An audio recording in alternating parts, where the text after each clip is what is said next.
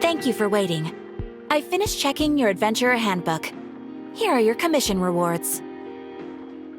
We have no other urgent commissions on the books at present. Thank you for all your hard work lately. Perhaps you two could consider taking a vacation. Amazing!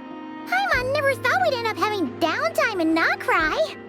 Things were pretty hectic when we first got here. Everywhere you looked, it was either the Wild Hunt causing chaos or the Fatui stirring up trouble. It felt like this whole region was one giant slime in a barrel, ready to go boom at any moment.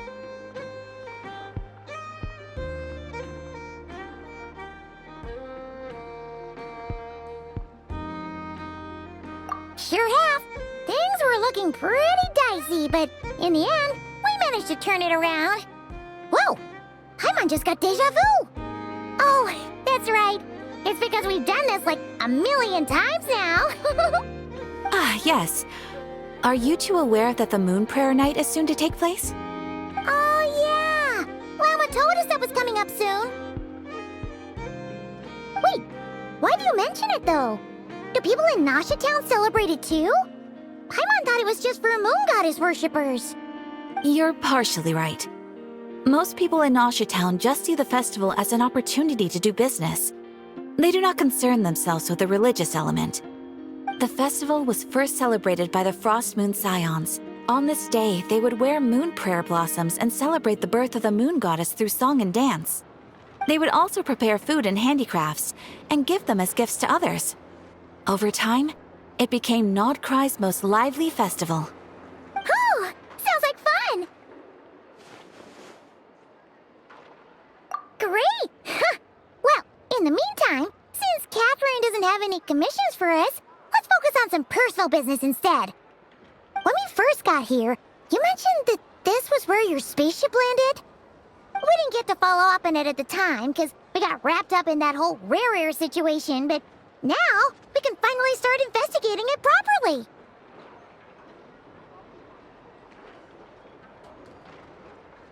Well, there's a saying Paimon's heard around these parts, which goes, if you lift up a rock, you'll find something you weren't looking for. By that logic, you'll never find what you're looking for while you're searching, but the moment you stop looking, it'll jump right out at you.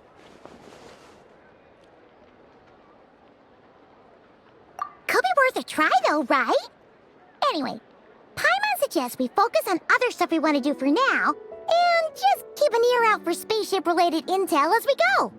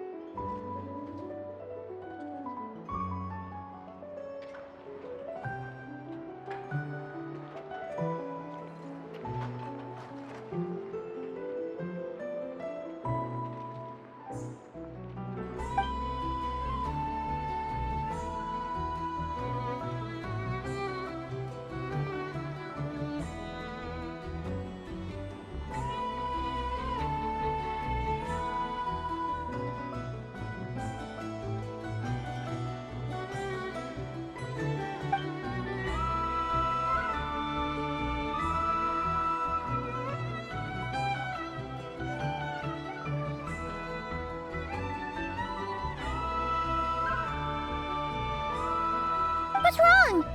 She looks super serious all of a sudden.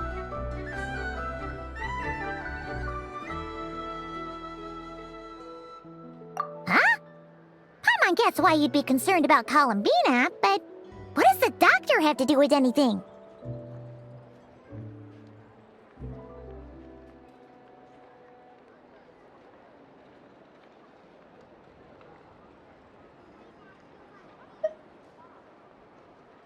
Oh, that's true. And now that you mention it, we're definitely overdue for a showdown with the Fatui. It is weird that he hasn't shown himself this whole time. What could he be up to?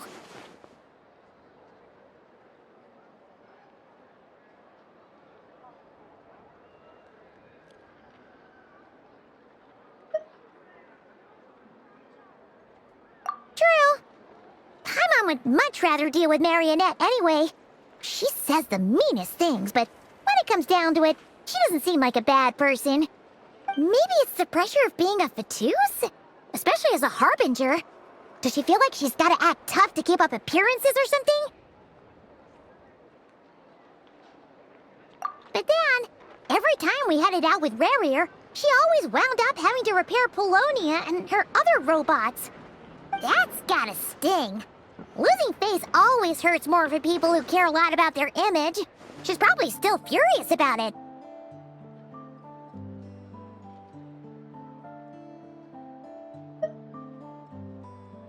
What?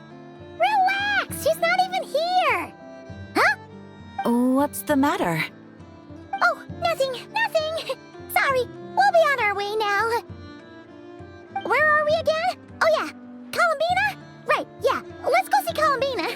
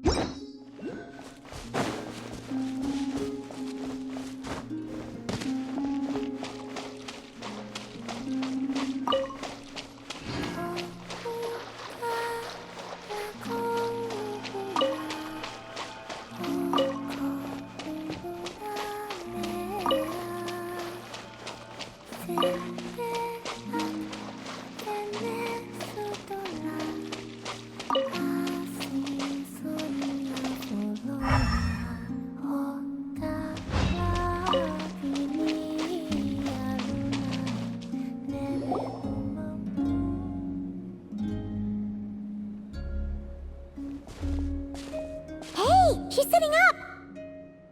Is me sitting here a rare sight? No, we just thought you'd be resting. Perhaps I would have been, were it not for the sudden arrival of some unexpected guests. Not that I consider it a disturbance. After all, you are the only ones who are free to enter. Would it not be a little unfriendly of me to lie down while we speak? I didn't realize you put so much thought into little things like that.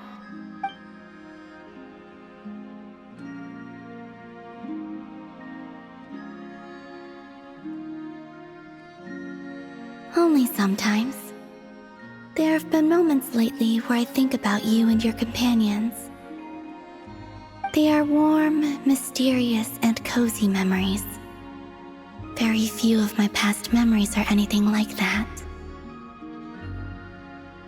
They say that travelers return home bearing bags full of souvenirs.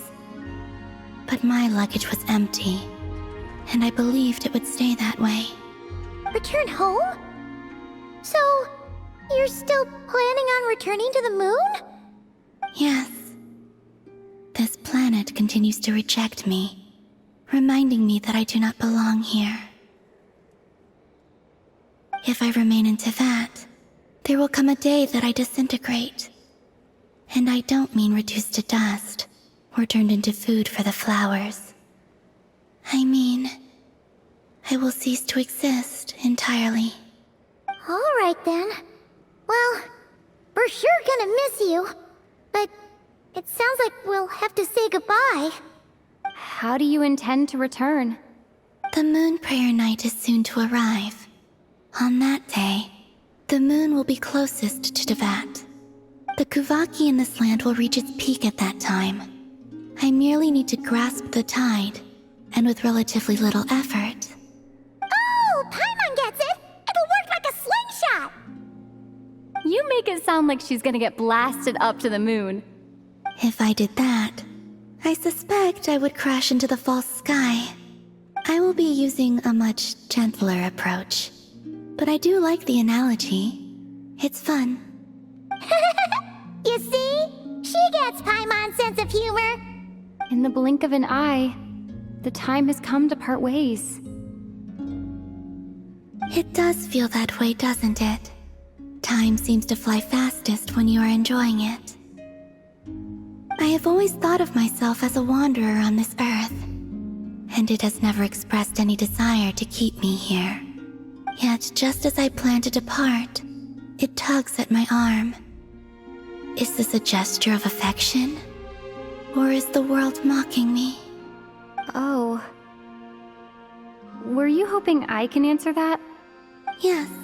You are a traveler, so you must have a lot of experience in this area. Then, what I would say is, enjoy the moment. That's right! Don't overthink it! Happiness is happiness and joy is joy! The point is to enjoy it, not analyze it! I see. Then what I would say is, even though I am very tired right now, I am still happy. I can't tell from the tone of your voice. Oh, really? You don't think I sound happy? I'm just kidding. I could tell you were in a good mood today from the moment we saw you. Ah, a joke. Albeit not a funny one. Anyway, I assume you're here about you-know-what. Give me your hand. Actually, it's not that. There's something else we wanted to discuss with you. Oh, then, do you still want to give me your hand? Or not? Sure.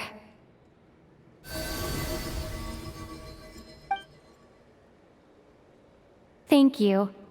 So, I've heard that in the moon prayer nights of the past, people here would hold celebrations in the moon goddess's honor. Since you helped so much in our fight against the Reihir of Solnari, I think you deserve a farewell party before you return home. I haven't asked everyone else for their opinions on this yet, but I'd like to invite you to join the upcoming moon prayer night. I've never joined a moon prayer night before. I'm not sure what I would even do. Oh, don't worry about that! We take care of everything! All you'd need to do is show up.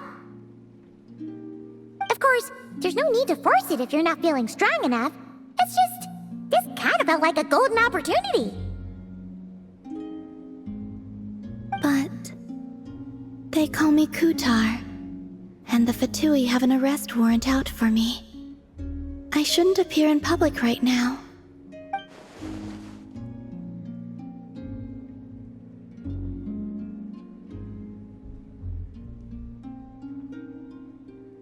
I'll make it work. You have my word. Yeah, we got your back! Well, she does. Paimon's actually not too sure what she's planning. All right, if you're sure. I will not refuse your invitation. I suppose it wouldn't hurt to pack a few more sights from this world into my suitcase before finally learning what my homeland looks like. Oh, if you see Lauma, please tell her that my answer to the question she asked me is neither yes nor no. Rather, it is, there is no need. That was kinda cryptic, but sure. Guess it's between the two of you. We'll pass along the message. Bye for now!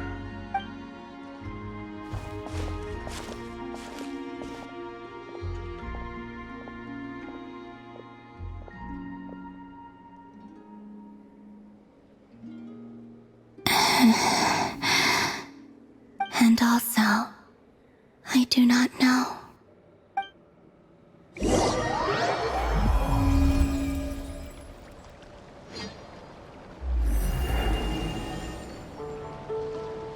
Since she's agreed to join the festival, let's go see who else wants to take part. Llama's gotta be the person most familiar with the Moon Prayer Night. We should start with her. Also, what exactly is your plan to keep her safe? Not sure yet. I'll figure something out. What? Are you serious? And Paimon even gave you her vote of confidence back there! When did you become so sneaky?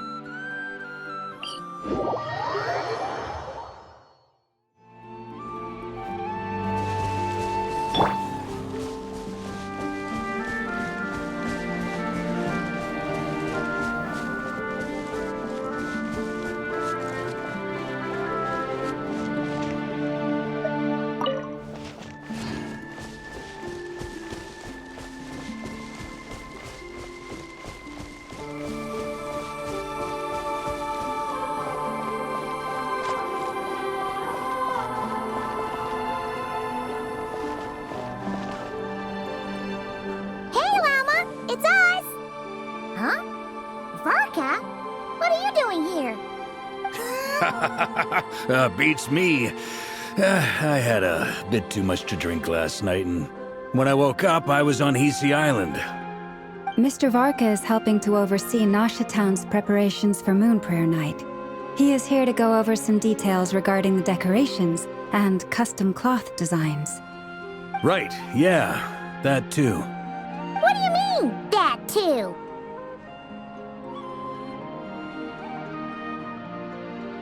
Yes.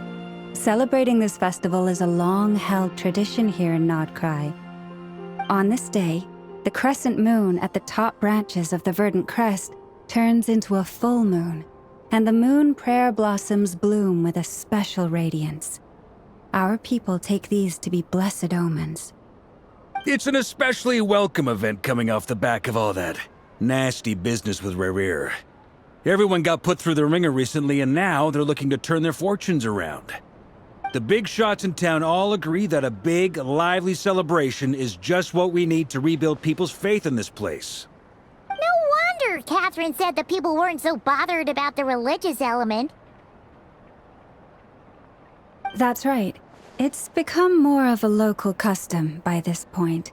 The celebrations have little to do with whether the religious stories behind this event are true or not. Even the Frost Moon Scions are eagerly awaiting the coming of Moon Prayer Night, despite now knowing that their past beliefs were founded on a falsehood. That's fair. It's a bit like the Lantern Ride in Liyue. It's a chance for people to enjoy themselves, not debate the existence of the Adepti.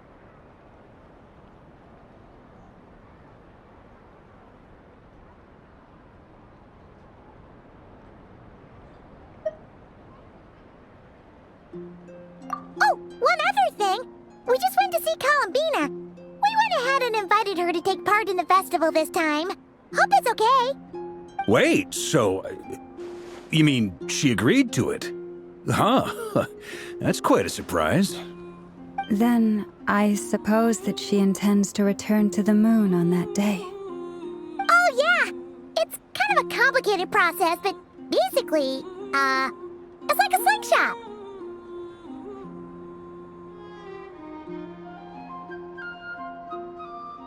I understand. In truth, I had a feeling that she might make such a decision. Well, if Kuthar has decided to participate in the festival, we should prepare accordingly. Yeah, exactly. She was saying how it could be risky for her to show her face in public. We were wondering if there was any way we could hide her. Unfortunately, the people who carved the statues did an excellent job of capturing her likeness. It will be very challenging to hide a goddess whose face everyone is so familiar with. Darn! We may have bitten off more than we can chew here. Nah, don't sweat the small stuff. We can handle that. Huh? Are you saying you have a plan? Not as such, no, but the most important thing with a festival is to keep the mood light and your spirits up. You can't go preparing for a festival with those long faces. You'll never convince anyone to enjoy themselves. The Mondstatter spirit is strong with this one. As it happens, I agree with Mr. Varka. Let's start by making our appreciation for Kutar the beating heart of the festive atmosphere. And who knows? Once we get the ball rolling, perhaps everything will just fall into place. Hey! Did you catch that? Llama said the thing! Or close enough at least. I'm looking forward to the Moon Prayer Night already. We have a festival in Mondstadt called Windbloom, and you can always tell which couples are celebrating it for their first time by the smiles on their faces. Big, beaming smiles like their whole face is glowing. And I have a feeling we'll get to see that same smile on the Moon Goddess's face at this festival. Not quite the same, surely. Anyway, I'll take care of business in the city, but I'll have to leave the decor up to you and the Frost Moon Scions. No one else can capture that traditional aesthetic quite like you guys. But lastly, there's the final key element that brings the festival to life: companionship. Before you leave, let me show you something that we've been preparing. Mr. Varka had asked to see it already, so you may as well tag along. Also, I have some further questions about Kutar's decision.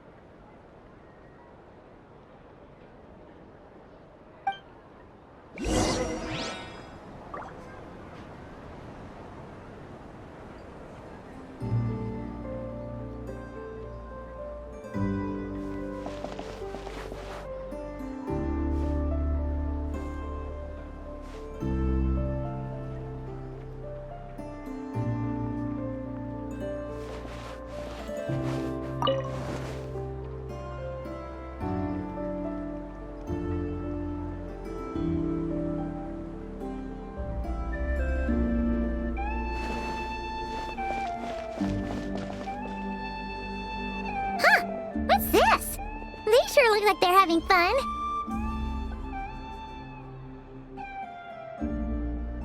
I believe so.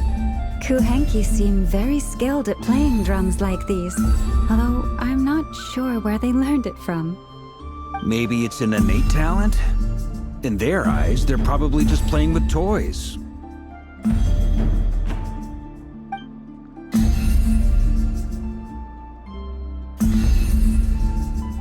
Wanatar!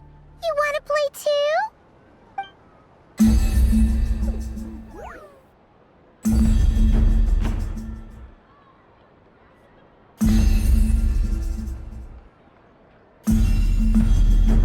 Yeah.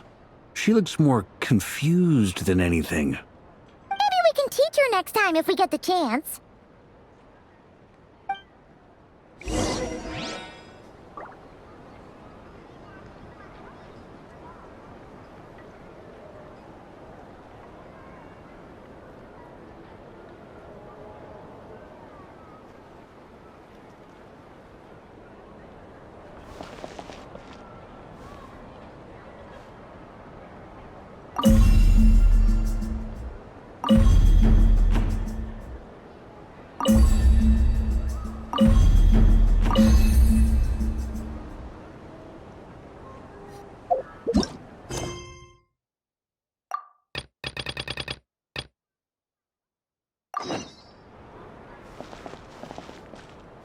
What are these floaty things? Moon veils. We hang them from buildings in the city during the festival. When you look at the sky through them, it creates a lovely misty effect.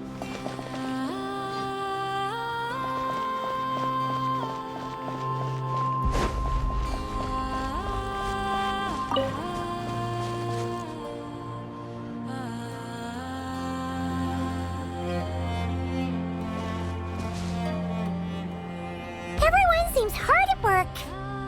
They are preparing items for Moon Prayer Night. For instance, the sculpture being made over here, Mr. Varka and I were just finalizing the details of where it will be placed. Ah, there she is. I didn't know the finished article would be so large. Not to worry, though. All the necessary arrangements have been made. Just let me know once it's ready, and I'll get some people to ship it over. You have my thanks. And over here, we are preparing a very traditional confection. Oh, look at all these colors! It looks great! Can Paimon try one? Of course. I have a feeling you'll like it a lot. You bet! Sweets and treats are Paimon's favorite! If you included those in the Feast of the Moon, I bet Paimon would have joined the Frost Moon Scions by now. There will also be verdant crests like this present in Nasha Town during the festival. The timing of Moon Prayer Night is not completely set in advance. We make a rough estimate, then observe the changes in the verdant crests and moon prayer blossoms to guide us. As such, the wait itself is a fun feature of this particular festival.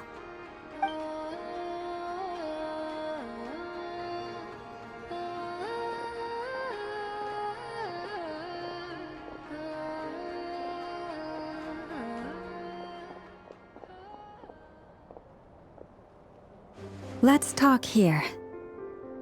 To tell the truth, I am very surprised to hear that Kutar is willing to participate in the festival. I once asked her if she'd be willing to stay with the Frost Moon Scions. I could introduce her to everyone, and we could be a family to one another. She did not answer, but she has not appeared here since. I took this to mean her answer was no, but if that were the case, she would not have accepted this invitation.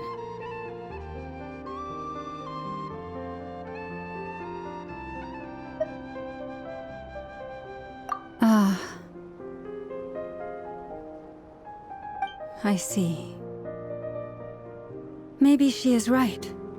Maybe the Frost Moon Scions of today no longer need a moon goddess. But my wish was not for her to come here and be worshipped as a deity. I simply wanted to offer her a place to stay. I'm sure she believes that showing herself here might invite Fatui intervention, and as such she does not wish to cause us trouble. But what really pains me about all this is that this is her birthplace. She ought to belong here, yet no one has been able to grant her shelter. I think I'm qualified to weigh in here. When someone's about to depart on a long trip, what they need is blessings, not burdens. We should wish her the best, not make the journey harder than it already is. Anyway, she's agreed to attend, hasn't she? All we need to do is simply respect her decision. I see your point. Yes, she will soon depart after all. Our job is to leave her with some happy memories. Besides, who's to say her journey to the moon is a one-way trip? It's not like she can't come back and visit if she wants, right? Paimon agrees wholeheartedly. Festivals are all about having fun, so let's keep it simple. All right, I'm gonna head back to Nausea Town soon. Want to come with? I'm guessing you have some other folks to visit there. Sure thing, let's go! Bye for now, Wilma! Thank you all. Goodbye.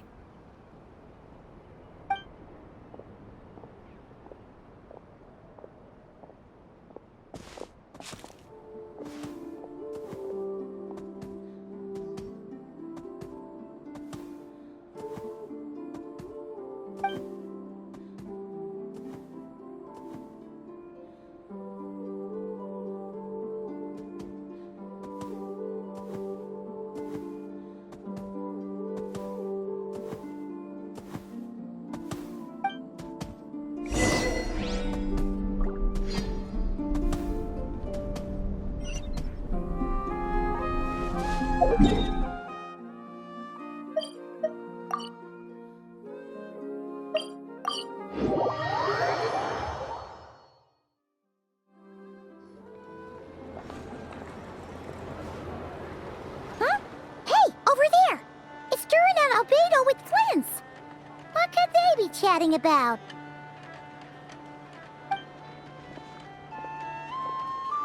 Your guess is as good as mine. Ah, Grand Master, and the Traveler and Paimon. Hello there. It's been a while. Perfect. We have some new volunteers for our investigation.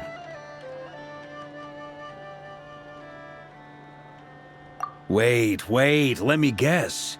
The righteous Lightkeepers are finally ready to hunt down the Abyssal Dragon? Haha. Yes, that too. Yeah, right! Oh, wait! Why does everyone keep saying that too? Well, to be precise, the facts match, but not the causality. Wait, so I guessed right? Half right! Don't act so impressed with yourself. Maybe I can explain. We ran into Mr. Flint's north of Nausea Town. At that time, we just noticed a few abyssal creatures out in the wild, but the strange thing was, I didn't detect any traces of abyssal energy on them at all.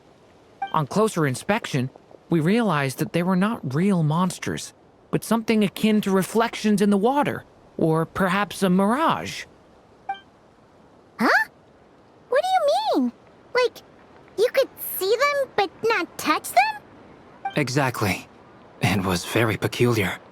They roared and tried to attack us, but we could not make any physical contact with them. I think I've heard of things like that happening in Nodcry before, but I don't know much about it. Yes, it's a known phenomenon. Mirage-like illusions tend to appear in Nodcry in the run-up to Moonprayer Night. From a distance, they appear quite real. I myself thought that Misters Durin and Albedo were locked in battle with abyssal monsters when I first arrived. But after sharing intel and investigating a little further, we can confirm that these illusions are harmless. There is no great cause for concern.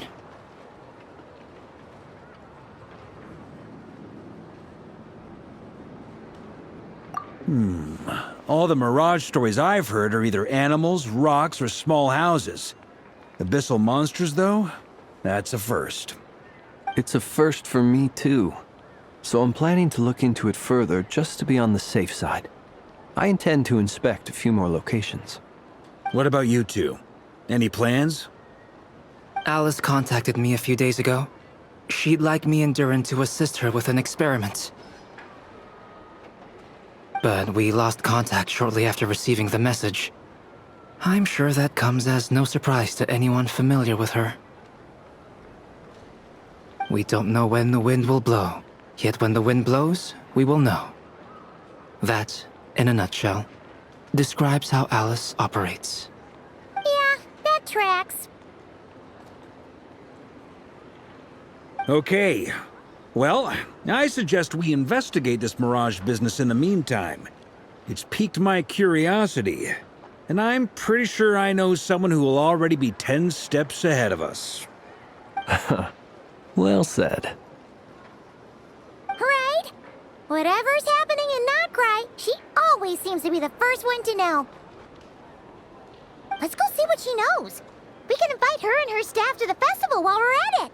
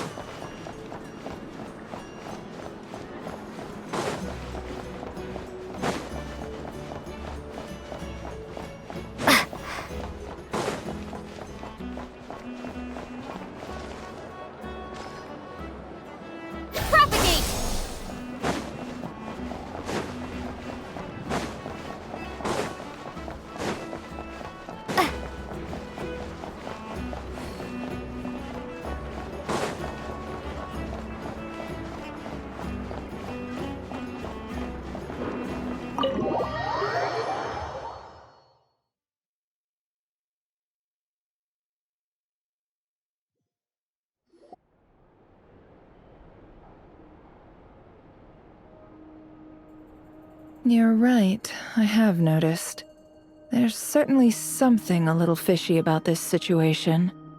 Only a little, though. Records indicate that this phenomenon can occur in the days before and following Moon Prayer Night. That said, it has always been a rare sight in the past. The odds of encountering these phantoms are similar to looking up in the night sky, happening to see a shooting star, and managing to make a wish before it disappears. But this time, either everyone's getting lucky, or they're appearing far more frequently than usual. Yehoda's out gathering intel as we speak. In the meantime, let me check off some points of interest. First, the Abyss. The ones we saw seem to be abyssal monsters. Indeed. But we have identified one location where many more of them have made an appearance. And not just monsters, but human phantoms, too. Given the scale and nature of the phantoms, it's almost as if someone's last memories are coming to life.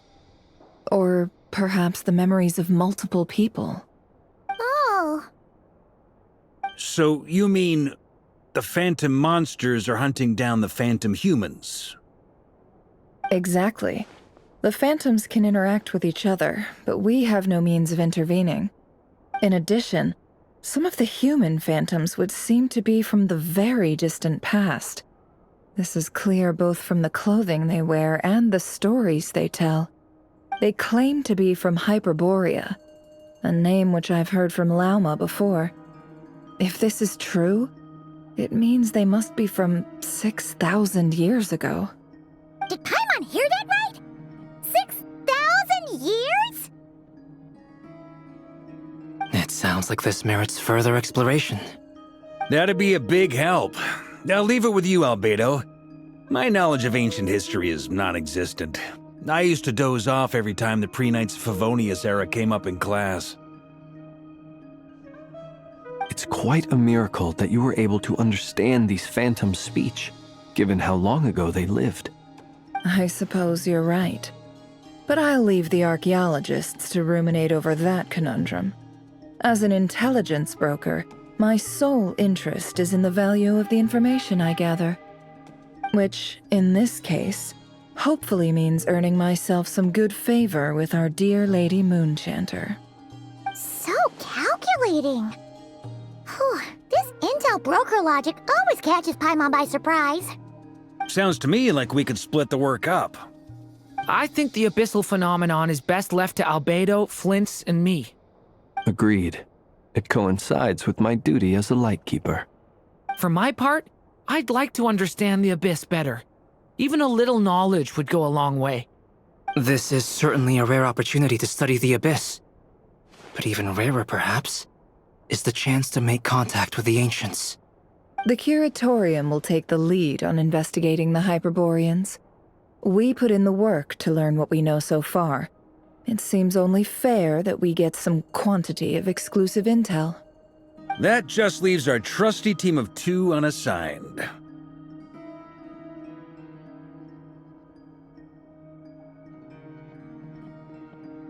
Since you became an honorary knight, of course. This was part of my grand plan all along. Ha ha ha! Oh yeah, by the way, we managed to convince Columbina to come to the Moon Prayer Night celebrations. Would you and Yehoda like to join too? She agreed to that?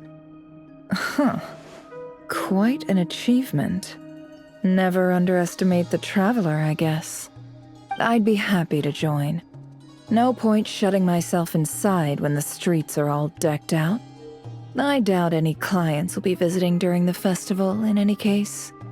And Yehoda loves a party, so I'm sure she'll jump at the opportunity.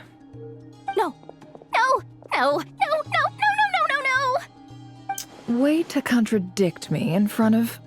Wait, no, that's not what I have bad news, boss. So many people. All right, everyone inside, quick!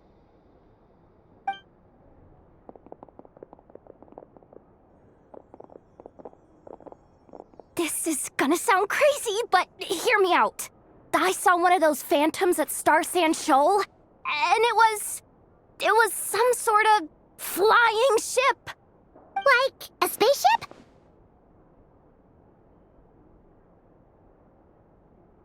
That's gotta be the one you came to Tibet in. You said you saw the same thing through the moon marrow, right? Huh? You already know about it? Ugh, I thought I was gonna blow people's minds. Turns out I'm the last to find out. Wait, back up. You came here in a spaceship? Now my mind is blown! What's it like on the inside? Was it like flying through space? I want to know everything!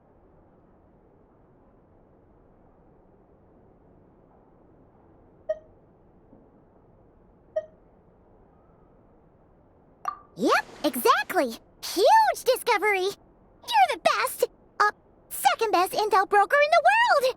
After your boss, of course. Wow. Really? Well, I don't know if I'm all that, but...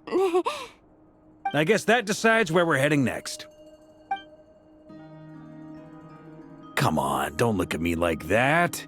I know the spaceship doesn't have anything to do with me, but you don't want to leave me as the only one twiddling my thumbs, do you?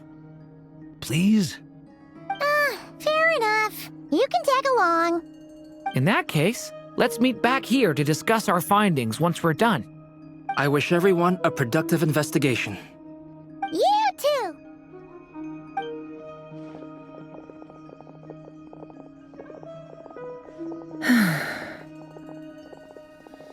What's up, boss? Aren't we gonna head out? Tell me, Yehoda, when did the Curatorium start giving out intel for free? Oh, sorry, boss.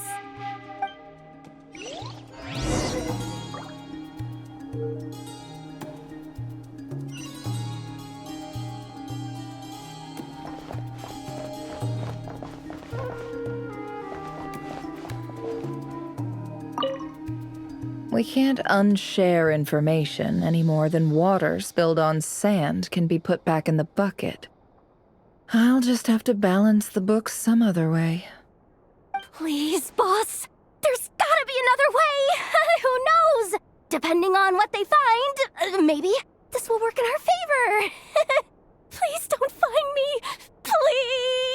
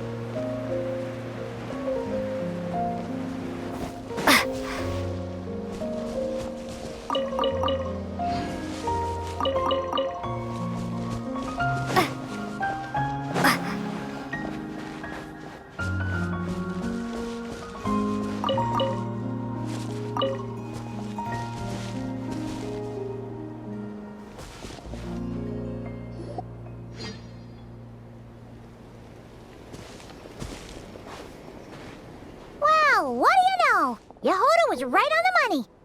This phantom really is your spaceship. But that's so weird. Why would it show up here? Is it some kind of projection? Or a ghost? Like, maybe it no longer exists, but somehow it left an afterimage? Ah, you're already here. Miss Lauma, what a surprise. I thought you were busy with festival preparations.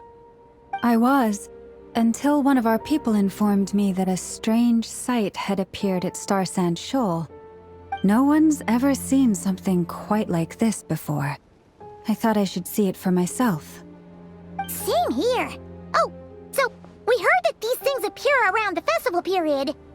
Any idea why that is? Unfortunately not. We have very limited information about them, since they can't be interacted with. And no human phantoms have ever made an appearance before now. The most we've been able to deduce is that these sightings appear to be connected to the increase in Kuvaki energy around this time.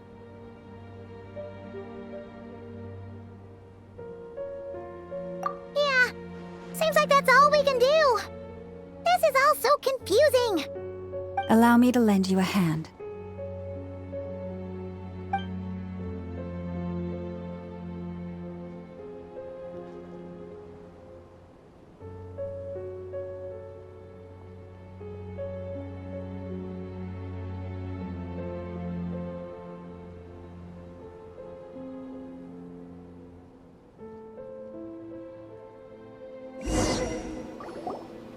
Everyone, our friend here should be able to provide us with some information. Is that a phantom rhymehorn deer? I've heard about how the Frost Moon Scions live in harmony with the animals and can even communicate with them. That's coming in handy now, for sure. Okay. Yes, I understand. Then how about this?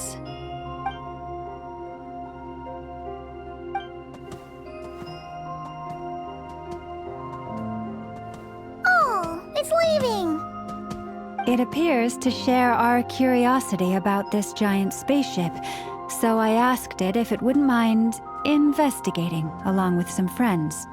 In return, I told it about some nearby spots where the wild fruit grows abundantly. We may live in a different era from these phantoms, but I trust that the terrain, climate, and ecology here are more resistant to the effects of time than some things are. Let's give them a moment and hope for the best.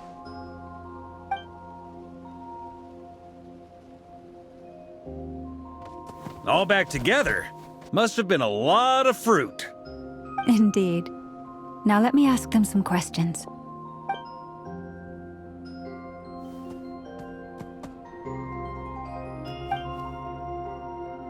It did find a lot of wild fruit, enough for them to feast for a long while. This puffin circled in the air several times, but didn't spot anything out of the ordinary. Certainly nothing to do with the spaceship. Huh. Well, it definitely makes sense to get a bird's eye view. Indeed.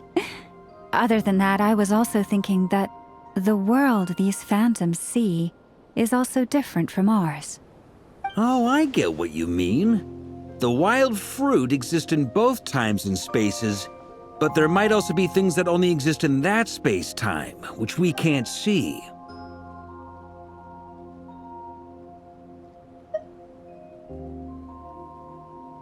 Good point. Great thinking, Llama. Blunthorn rhinos can use kuvaki to shift great rocks, but this one says it couldn't get that ship to budge by even an inch. The sniffer mole tried too, but despite being a skilled digger, it could not get through. They say that the spaceship looks robust and undamaged. It seems completely impervious to any and all attacks. Whatever lies within is well defended from harm. So, just like us humans, there was nothing they could do about this spaceship either. Yes. Still, they deserve our thanks. We are grateful for all your efforts, dear friends. Now go, and enjoy your feast. I've noticed some other human phantoms gathered nearby. Come on, let's go talk to them.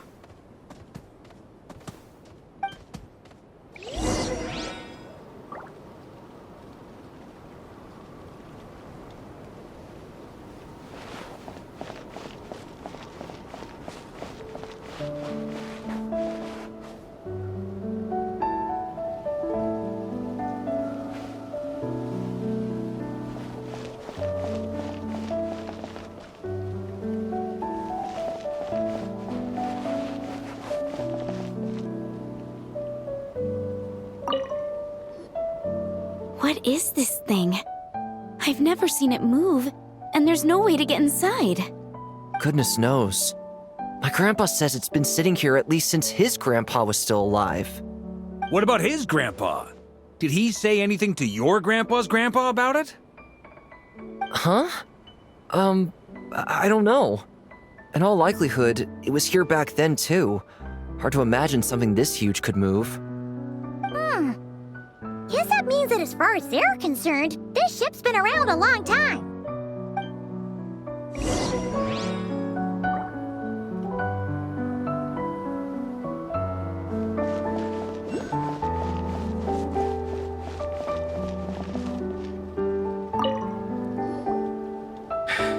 Come on, brothers. If we can get even a small chunk off of this thing, it's gotta be worth a fortune. Today is the day we strike it rich. Huh? You mean Paimon? Yes, brother, I shall join you. Let's make our fortune. We should go with them. What the? This thing is crazy tough. I can't even scratch it. What's it made of? Sorry, brother. Looks like we'll have to seek our fortunes elsewhere. Enjoying yourself? I was just seeing if I could influence this phantom's perception by playing. But nope, no dice.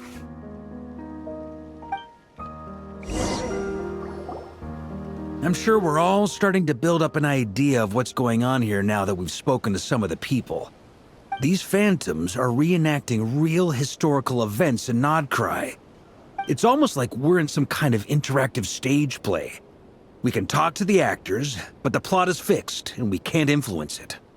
It makes sense. History is set in stone. The objective facts of the past cannot be changed. Paimon totally thought you were just goofing around earlier. But actually, you were doing some serious investigating. Of course I was. Anyway, at this point, I think we're forced to conclude that although the Phantom spaceship is right there in front of us, we aren't going to learn much about it from these people.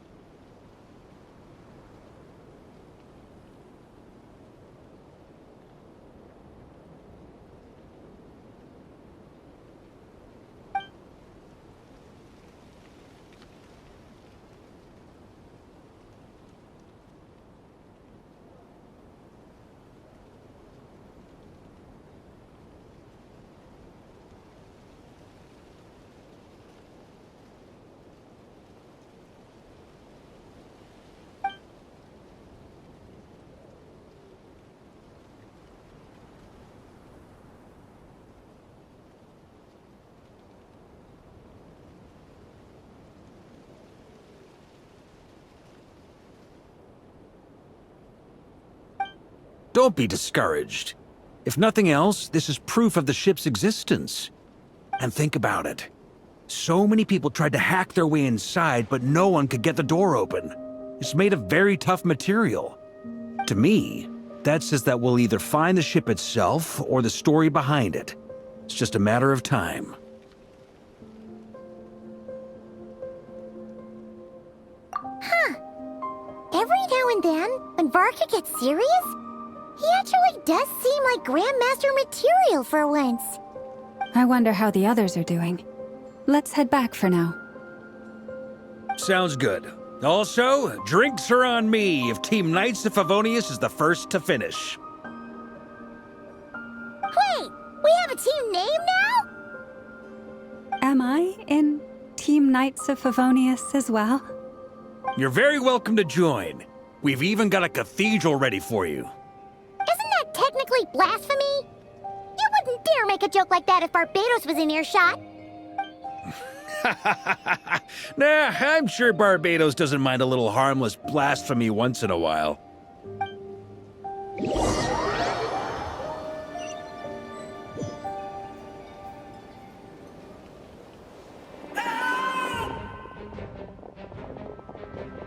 Oh, no! Get away! Oh.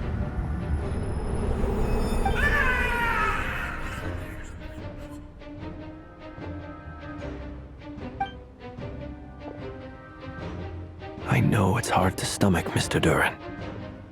But as I'm sure you've noticed, there is nothing we can do to intervene in that which unfolds before us. But we have to at least try. And try you have. But are you aware of how many unsuccessful attempts you've made now? I wasn't keeping count. I'm afraid this is the 39th failure so far. Or the 5th if we're only counting this particular victim. There are no indications that these phantoms may be altered in any way. You seem to have calmed down a little. I'll make us a fire. You should rest and have some water. Feeling any better now, Mr. Duran? May I ask a few questions? Be my guest. What exactly are we witnessing here? What happened to those people? My guess would be that we are seeing Nodcry during the Conrian Cataclysm. Would that be accurate? Conria. That is correct. As you know, once the Abyss senses even the tiniest crack, it floods in and spreads like wildfire. There was a time in the distant past when it permeated all of Nodcry, causing immeasurable harm. The people paid a terrible price to heal this land. Then, 500 years ago, the whole of Teyvat suffered an abyssal disaster. Once more, Nodcry was dealt a devastating blow. I see. In the face of the abyssal onslaught, all were like grains of sand tossed around by a tidal wave. Be they human, fae, or god. The moment you witnessed is but one drop in a whole ocean of catastrophe. All right. I guess that answers my second question, too. I wanted to know why there's nothing I could do to help them, and that's because what we are seeing is history. That would be my guess as well. As I understand it, history and fate are not all that dissimilar. The latter may be unseen to us, but both are immutable. Yes. Fate was determined long, long ago. I still have a couple of other questions for you, Mr. Flint's. You mentioned more than one abyssal disaster that has struck this land in the past. How can you be sure that what we're seeing is from the Conrian incident? And also, how are you able to stay so calm when you're talking about these events? From everything I know about you, you're not cold or ruthless, and you're not indifferent to the suffering of others. Alas, I am forced to show my age. I must be 600 or 700 years old by human measure. Wait, so you... One is not easily moved by history when one has witnessed the truth firsthand. I'm sorry. You needn't apologize. Your passion is a good thing to have. Treasure it, because someday you may find it in terribly short supply. Now, at the risk of offending you, I have a question in return. Your curiosity toward the abyss, is it born from hatred or because you sense its call? I only ask because I kept a fragment of Rarir's body in my lantern for a short time. Specifically, his heart. So I know what a burden it can be to carry the abyss with you. And I hear its power growling from somewhere within you. In my eyes, your mere existence is a miracle. My honest answer is... I don't know. I don't think I have the confidence to say for certain. What I will say is the abyss is not the only issue that haunts me. Even before I became who I am today, the question dogged me constantly. Should I even exist at all? My doubts remain unresolved. But when we fought Rarir, something became a little clearer to me. Sometimes it is the darkness within us that allows us to achieve the impossible. I certainly got the sense from your 39 attempts that you were trying to achieve the impossible. It sounds like you've resolved to see the truth for yourself. Absolutely. In that sense, he and I are quite similar. Then I wish you every success. I look forward to the day of your transcension. Well, if everyone's caught their breath, I suppose we should head back. Oh, and one last thing. I'd appreciate if you kept our discussion about history a secret.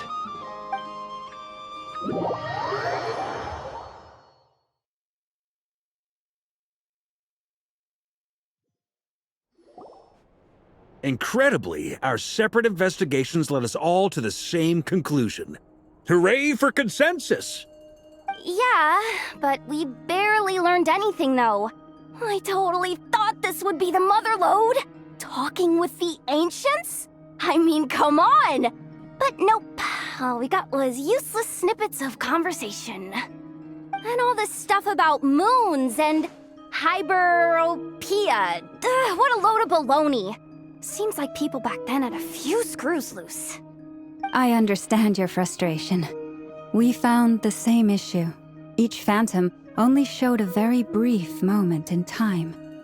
There isn't much value to be found in these miscellaneous fragments of a civilization's history, no matter how glorious it may have been. If there's a silver lining, it's that these phantoms are harmless to the present reality. They shouldn't get in the way of the festivities. Paimon agrees. And not just because it's the first thing she understood in this whole conversation. You look disappointed, Nefer. Is something the matter? What do you think? We all worked our tails off, but the only one to gain anything from it was you, Lady Moonjanter. Well, please do share the Hyperborean records with me. I will gladly inscribe them in our people's documents. Oh, duh! Yeah! That was it! Hyperborea! Hyperborea. I'm serious. Only an expert in the Frostmoon Scions and their history can turn these records into valuable research material. The alternative is to let them gather dust on the Curatorium's storage shelves until the pages turn yellow. Nefer, you're wise enough to know that cooperating and sharing the profits is the best course of action here. Well, that goes without saying. Sure, let's do that. Huh? But didn't you say we aren't supposed to give out intel for free? Sorry. Shutting up. Now is not a good time to push Nefer's buttons. Anyway, back to Moon Prayer Night. I'm thinking that we should prepare something a little special, aside from the usual decorations and so on. You mean a parting gift? Can't go wrong with food. Although, does food go bad on the moon? Perhaps a lantern would be a better choice. It might be dark up there. It could prove difficult to light a lantern on the moon. Magical stones might serve that purpose better. What about a clockwork mecha model from Fontaine? I've got a whole bunch at home. I use them for fighting practice in my free time. None of these sound like things she would be even remotely interested in. But we don't interact with her enough to know what she likes. Yeah. It would really save us the guesswork if someone could find out what she's into. Wait, what the? Traveler? They're all looking at you.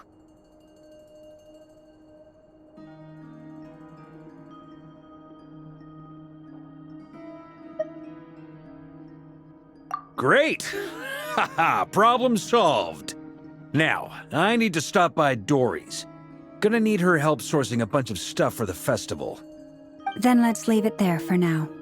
We all have our own business to attend to. Traveler, if you find out what Kutar likes, let us know right away.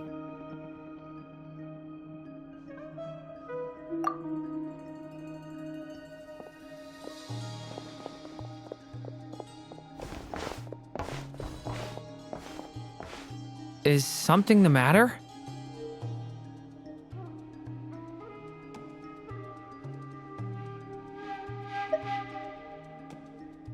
I'm fine. It's just... I'm still feeling a little rattled after witnessing the horrors of the Abyss. But it's okay. This is something I have to work through. I'll be all right. Thanks for your concern. Well, don't put too much pressure on yourself. If you ever feel like something's wrong, physically or mentally, we're here to talk.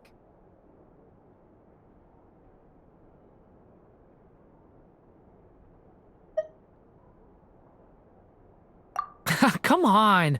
Stop treating me like a kid.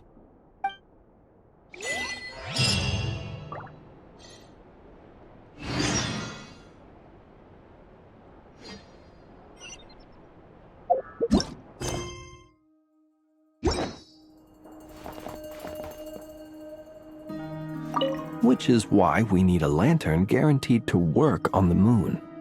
Yes, I have a few ideas, but the lantern itself is the easy part. The real issue is how little we know about the lunar environment. Wait, you two are serious about this? Let's just say I'm intrigued by these shining magical stones that Mr. Albedo has mentioned.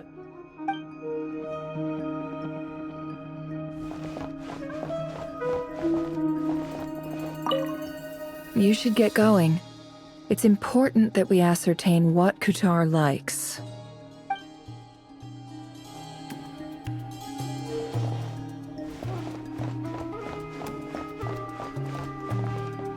Could you do me a solid and try to smooth things over with Boss Neff?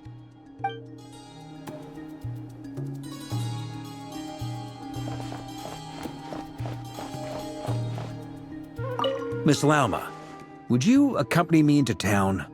I think it'd be best if you saw the Frost Moon Scion's decorations for yourself.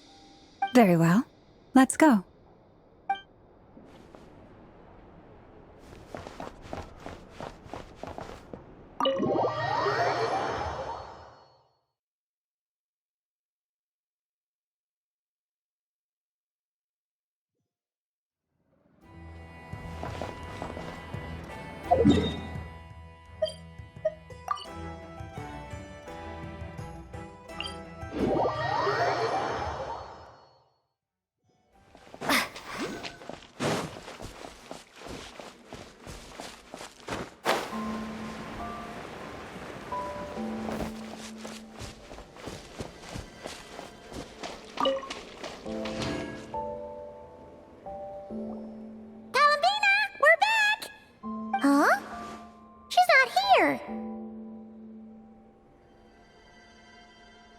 Weren't there a few Kuhenki here last time, too?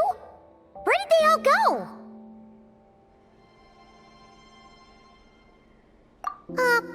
Walkies? For Kuhenki? You're not pets, you know. Oh, well. Looks like we just came at a bad time. Let's try again tomorrow. There's still a few days until Moon Prayer Night, so we're in no rush. Besides, she needs time to rest anyway.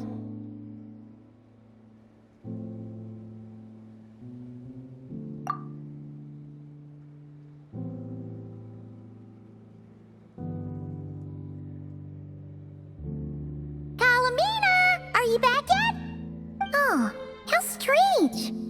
Looks like she still isn't here. Right? It's not like her to spend so much time outside, especially since she's worried about attracting unwanted attention.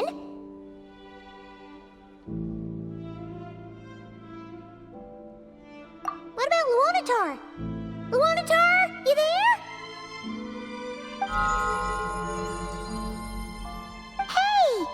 Do you know where Kalambina went? Sorry, didn't understand. But if you know where she is, could you take us to her?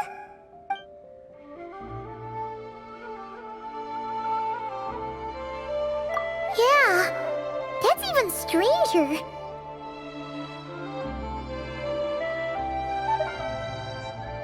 What about him? Oh, that's not good news. They change color when Kalambina gets weaker, right? And they look super pale right now.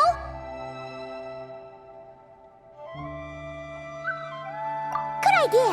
She might know what's happening.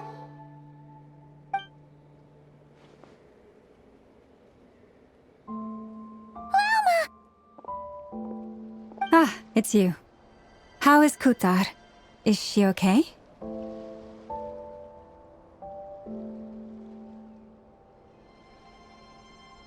No, she hasn't.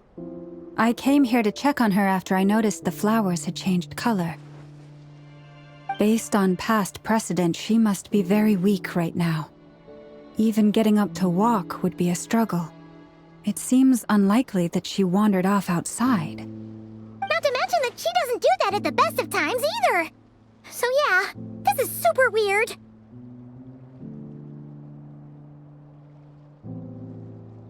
No. Very few people are in the know about Kutar's whereabouts.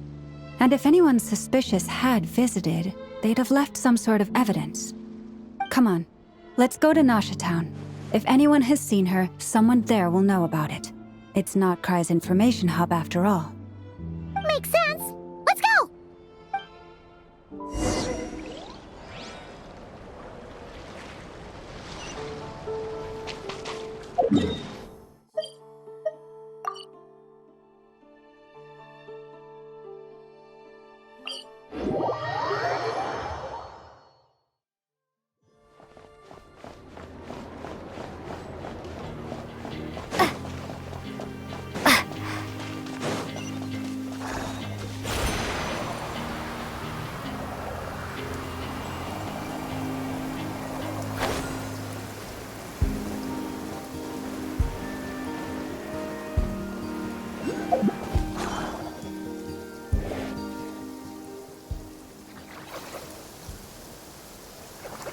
moment.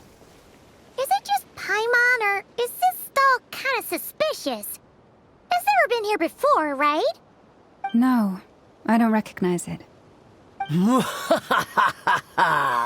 Alas, your free and easy adventure time is over. Now, prepare to face the final boss of Nod Cry. Whoa! Where'd that voice come from? Not sure, but it's definitely hostile. No, not that way. The final boss is right here. The sniffer mole? That's the final boss? Surely not. Also...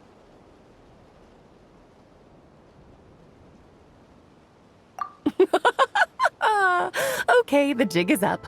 I'll stop teasing you. Turn around. I'm right behind you. It seems I've managed to leave quite an indelible impression, even though you've never seen my face. Ah, nothing could make a great mage more pleased with herself.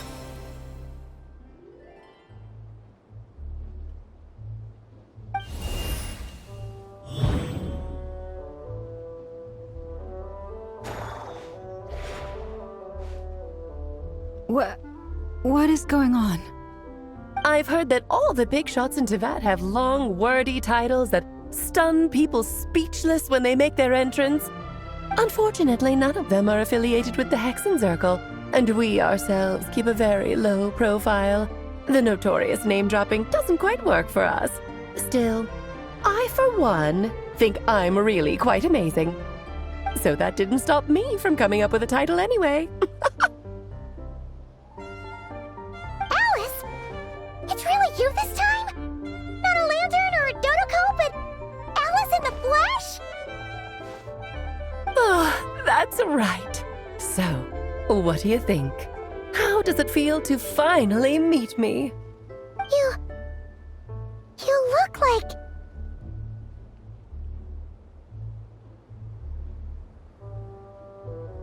Oh, that's the first thing you thought. A little surprising, but that actually makes me very happy.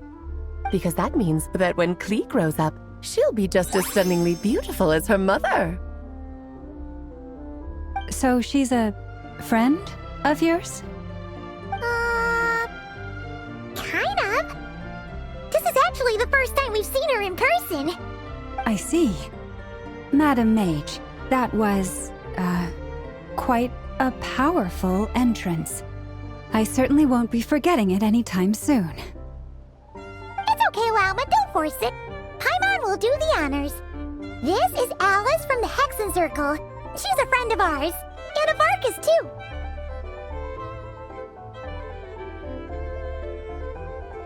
That's right. She's a good person, just kinda unpredictable. Well, what is the human heart if not unpredictable? Hmm? If we could not do as we please, how would we differ from machines? I am Lauma, Moon Chanter of the Frost Moon Scions. It is a pleasure to meet you. Oh, I know. Before you got here, I spent a good, 15 minutes getting up to speed on Nodcry's present situation. In other words, I've read the whole in the last episode part, so we can skip the pleasantries. Fair enough.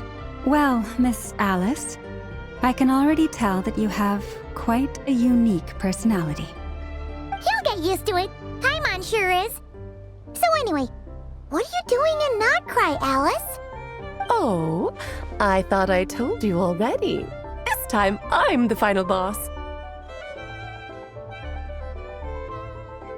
And what a formidable foe I shall be. Powerful, confident, decisive, and good luck finding my weak spot. You will never succeed.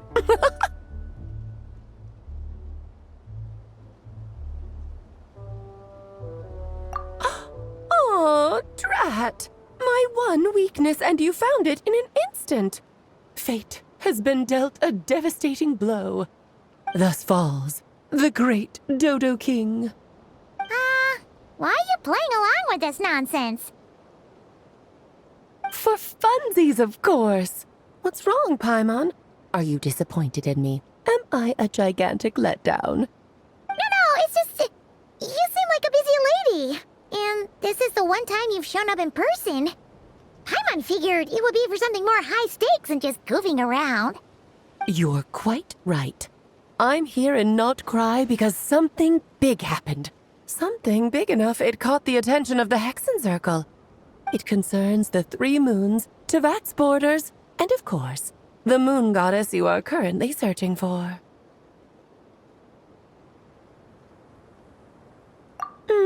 Kind of. Why don't we discuss this over a pot of tea? My main reason for coming on this trip to Tevat was, of course, to have some fun. But I do technically have a job to do as well, namely, maintaining the stability of Tevat's borders. I'll skip over the complicated parts, but to sum it up, abyssal energies are all that lie beyond Tevat's border. We'd find ourselves in a real pickle if they ever made it through. And the phantoms you've been seeing are a sign that the border has been disturbed. Ah, no wonder they tend to show up around Moon Prayer Night. Is it because the real moon is now so close to us that its power can cross the border? In part, but only a negligible amount passes through. Just enough to influence the verdant crests and so on. And as you've noticed, there has been an unprecedented number of phantoms appearing this year. The influence of the moon beyond the border cannot explain this. No, there is another far greater factor at play. The trilunar syzygy. A trilunar syzygy? Eons ago, before the heavenly principles came to Tevat, it was the then 3 moon goddesses who controlled the laws of this world.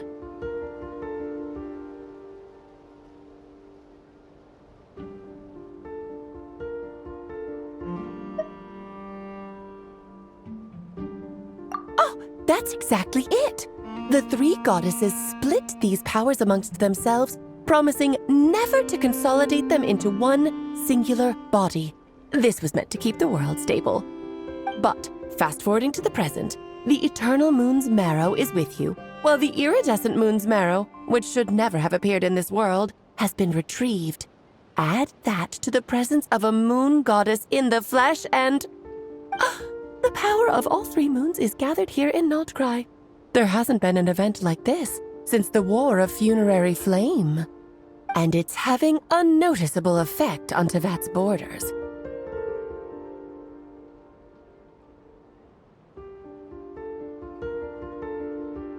Because I wish to give my darling daughter a peaceful, sunny environment to grow up in. Is that a good enough reason? Kinda sounds like you're dodging the question, but it does make sense. Well, that's one reason anyway, and the most important one. The others are a little complicated to explain. For instance, cleaning up after dearest Miss R. Albedo could tell you more about that if you're curious, but right now, I have a more important question to ask you. Why are you collecting the moon marrows?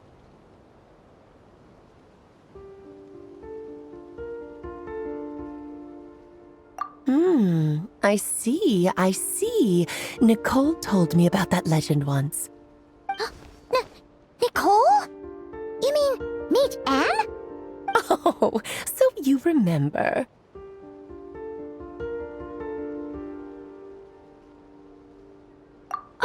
Yes, of course.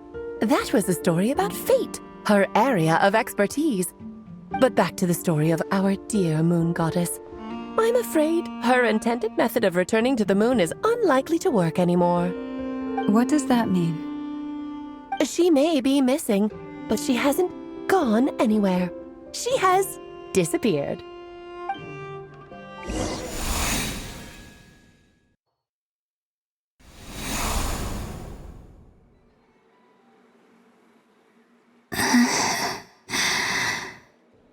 My body is so heavy. Wait, no. It's my mind that's heavy. My arms and legs are as light as a feather. What's happening to me? I feel drowsy, like I've been asleep for too long.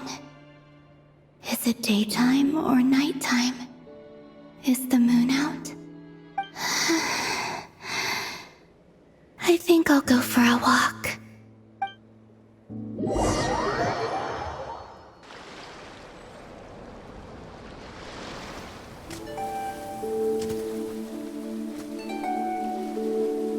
Are you out for a walk too?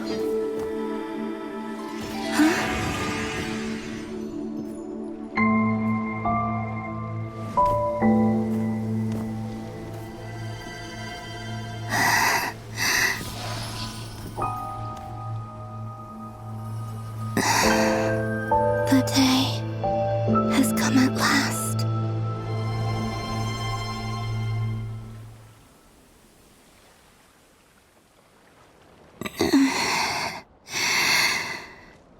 Have I grown so weak that I can't even sustain my physical form?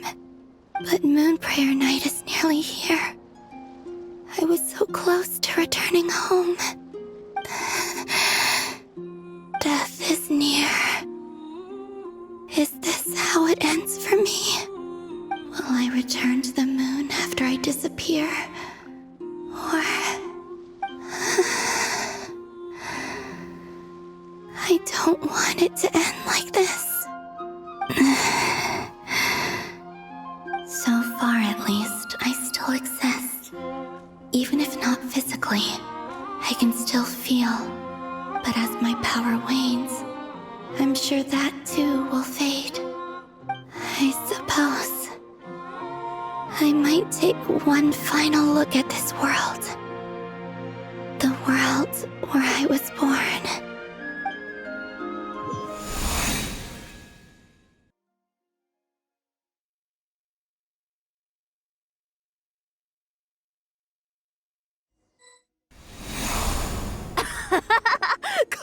Come on!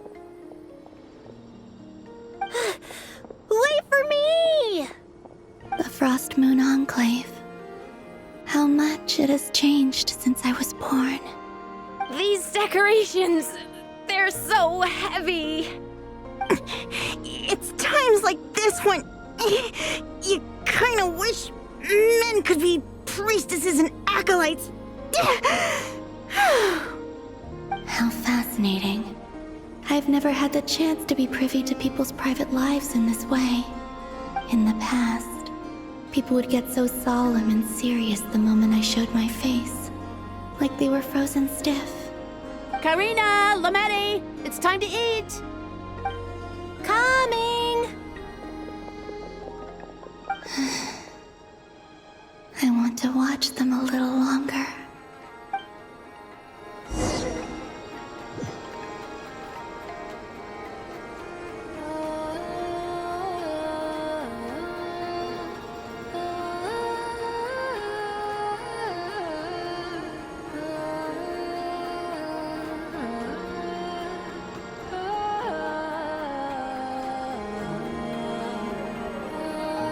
So just fill these balloons with air, right? Yep. Try a couple now to test things out. The rest can wait till Moon Prayer Night. Think fast. Rita! Teasing an acolyte of the Frost Moon Scions? Surely that's a punishable offense. Take this!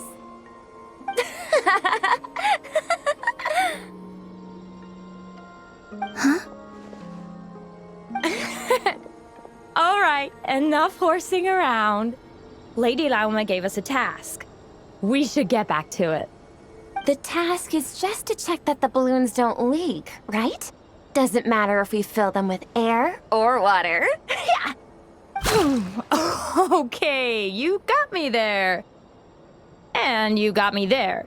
But still, we can't use all the balloons before the festival even starts. We won't use all of them. And as long as Lady Lauma's trusted acolyte doesn't snitch, this can stay as a little secret between friends. A couple more can't do any harm, right? Oh, you menace. Then, think fast! Is pumping a balloon full of water really so much fun?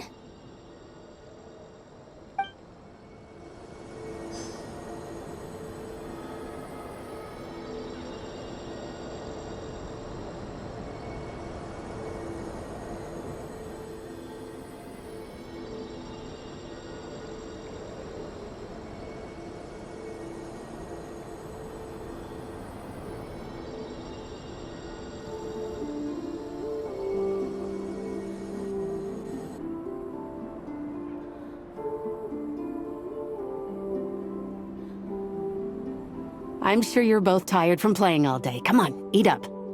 A plain, humble meal. That has always been the way of the Frost Moon Scions. Huh? How come Lamatti got a midsummer berry dessert? Oh, I always get Lockaberry.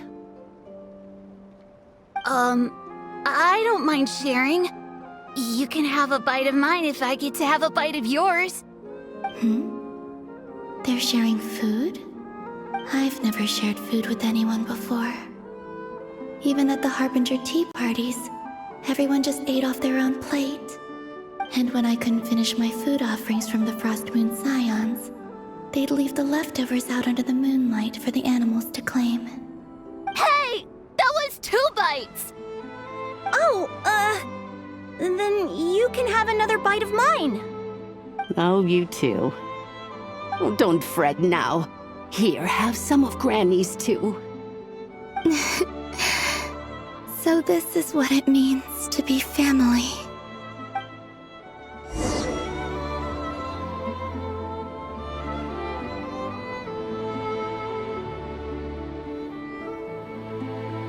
I'm seeing so much that I'd never usually get to see.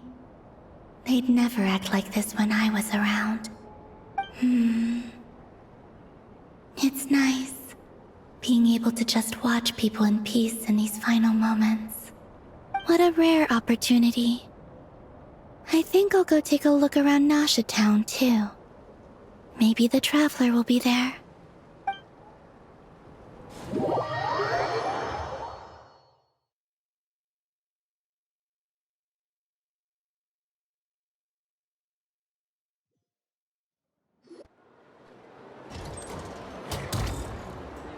After the War of Funerary Flame, the moon goddesses were no longer recognized by Tevat. They lost the whole foundation for their existence. That's why the moon goddess's strength is fading. She cannot withstand the world's rejection of her.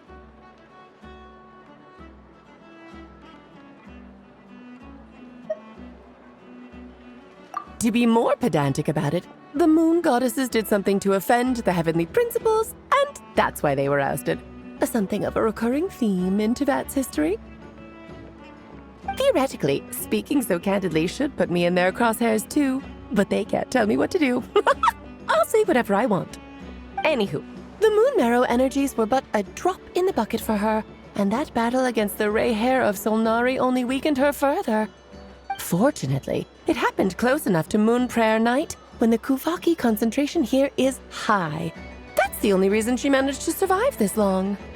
What do you mean, fortunately? You said she disappeared. We're too late. Oh, what a headache. I thought this was all common knowledge. I guess I have some more explaining to do. Okay, buckle up. It's time for another lecture.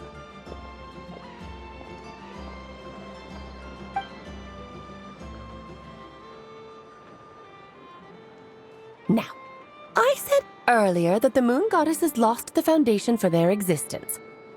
The reason for that has to do with the natural order. Basically, the rationale for their existence in Tevat was lost. The same logic applies to the present moon goddess too. Consider her existence so far. Her comrades in the Fatui called her Damselette. And she was worshipped as Kutar by the Frost Moon Scions. But these connections have now been severed, whether by her hand or yours. So, the rationale that once sustained her existence is now gone. Wait, we did that to her? Oh, well, strictly speaking, yes. But let's not start pointing fingers, shall we? I'll only end up as the big bad villain, and that's not the kind of final boss I want to be.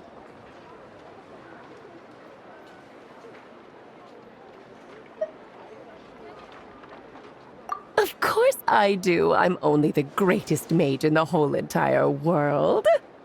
Now, if you wish to find your moon goddess, there are 2 problems we need to solve.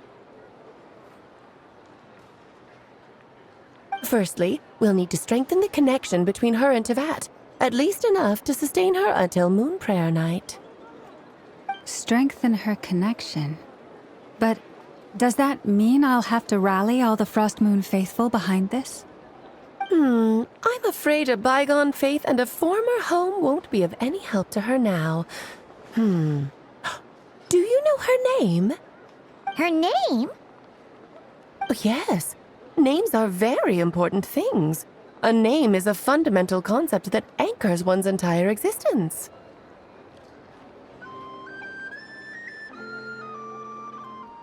Then your first job is to find it. As a moon goddess, I'm sure she must have a name she identifies with. Neither Columbina nor Kutar is her true name, and she's never really accepted either of them. So, finding out her real name is enough to sustain her existence? Yes, I know it sounds like a small step, but every journey begins that way. So for now, that's all we need to focus on. The second problem is with her plan to use the moon marrows to return to the moon. Unfortunately, piercing through the false sky will take an enormous amount of power. Given her current condition, she won't be able to provide anywhere near enough power, even if she recovers her physical form. But no need to fret. Nicole's the expert in this field, and I'm sure she'll figure something out. Wait, Mage N is going to help us out too? That means we've got 2 Hexencircle mages on the case. This is turning into a pretty big deal. Actually, this is more of a side quest for me. Like you said, I'm a busy lady, so I can't stay for too long. I'll have to return to Tibet's border soon.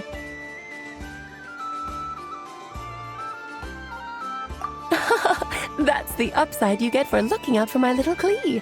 Hopefully that will incentivize you to carry on keeping her company in the future.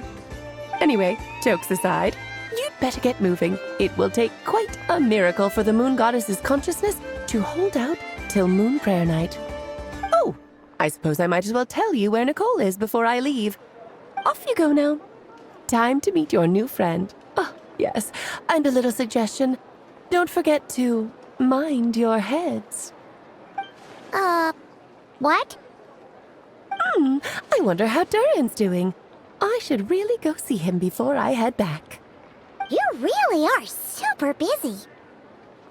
I most certainly am. There's so many children I have to keep tabs on just in Mondstadt.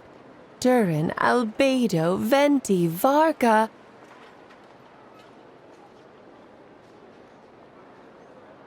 Klee didn't make the list, huh? Of course not.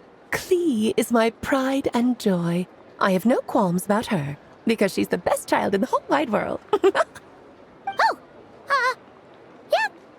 Klee's a little angel. I'm glad you agree. Well, all the best. See you when I see you.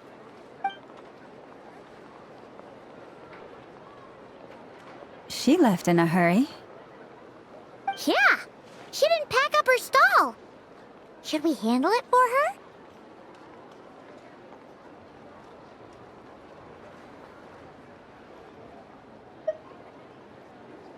I must say, I'm now very curious about her daughter. Klee, wasn't it? What's she like? That's a long story. Come on, we'll fill you in as we go.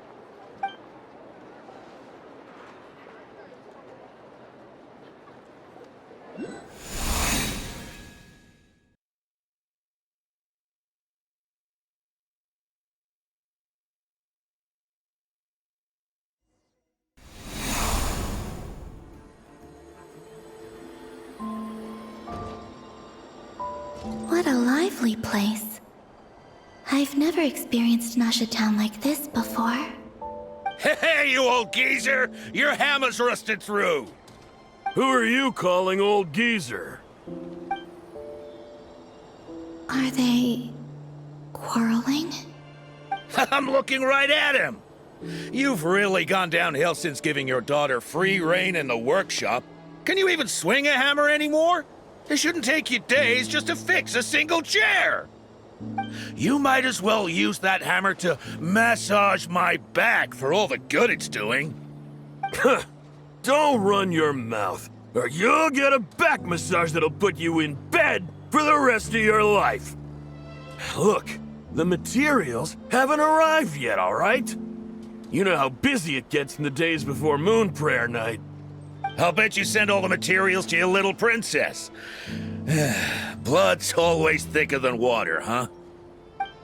All right, you've made your point, Uncle Koski. As soon as the materials arrive, fixing your chair will be the #1 priority. And Dad, if you've got time to chat, why don't you lend me a hand, See? Lolka knows what the score is. I guess they're friends. But the way they spoke to each other was so ugly.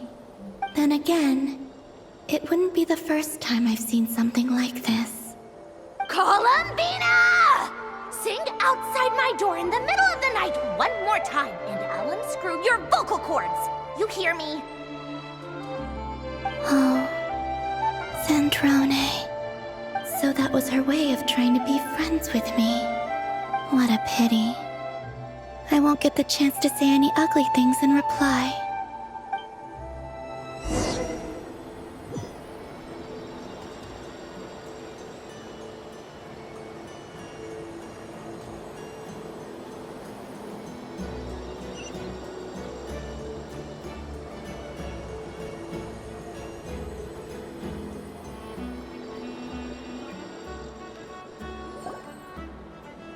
Hey, have you decided what to give her for Moon Prayer Night? I sure have. She's gonna get the surprise of her life when she's least expecting it. Then I'll whip out the ring and pop the question. The surprise of her life. What a fun turn of phrase. Cool, I get the picture. You can spare me the gushy details. Ooh, looks like we have a customer. Hello there, ma'am. Would you like some Moon Prayer Night candy? Huh? Is he talking to me? Can he see me? Here you go.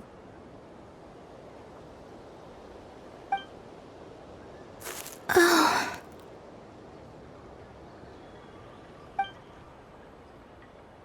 Come back anytime. Right. Now, where were we? I don't know why, but I still held out hope.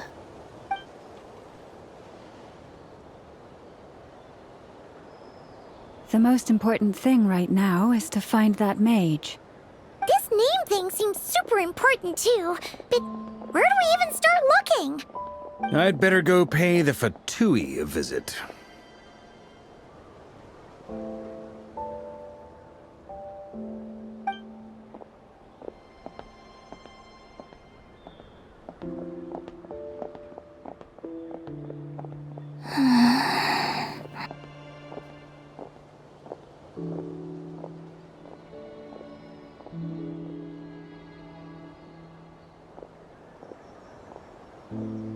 Columbina?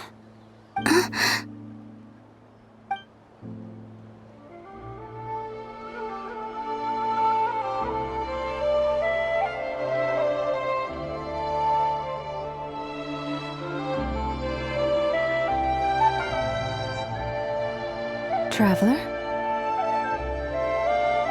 Let's go! This is no time to be spacing out!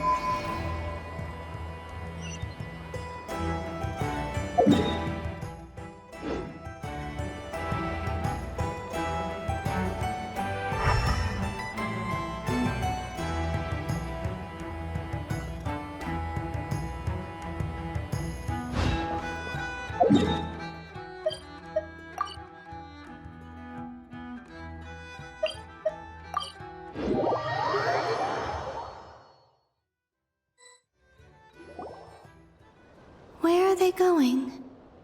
They mentioned a mage and a name? So, Mr. Varka, are you acquainted with this Nicole?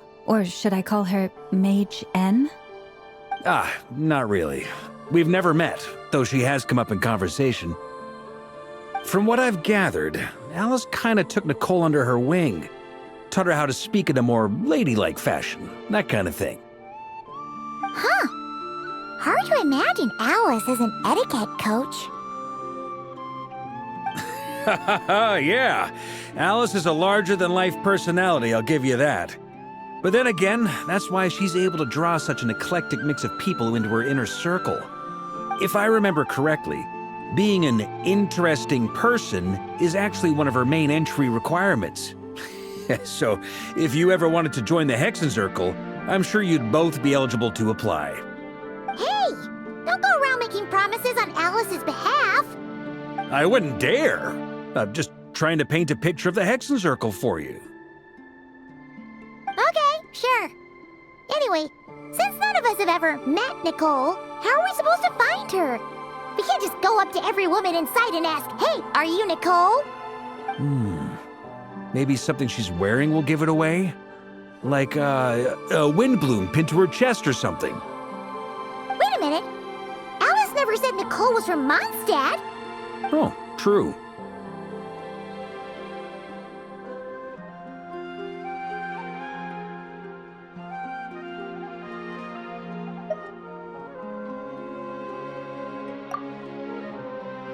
That would be this young lady, then?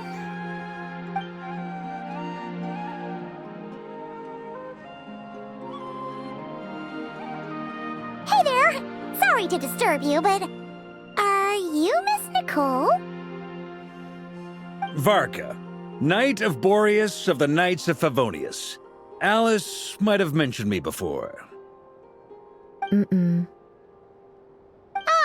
If we got the wrong person? Sorry. Well, this is awkward. When I shook my head, I meant, no, Alice hasn't mentioned you before.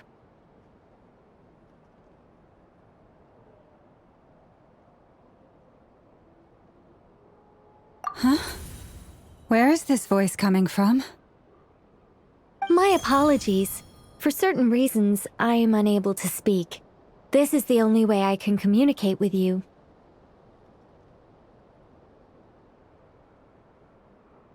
It might take some getting used to, but I hope you can understand. Hey, it's fine. I'm more shocked by the fact that Alice never speaks about me. I mean, As for you two, we have crossed paths twice before, but it is nonetheless a pleasure to finally meet you. It's really you! Thanks for all your guidance in the past! You're quite welcome. This time, things are different. We have reached the unwritten pages of the story. You might say that we stand at the crossroads of fate.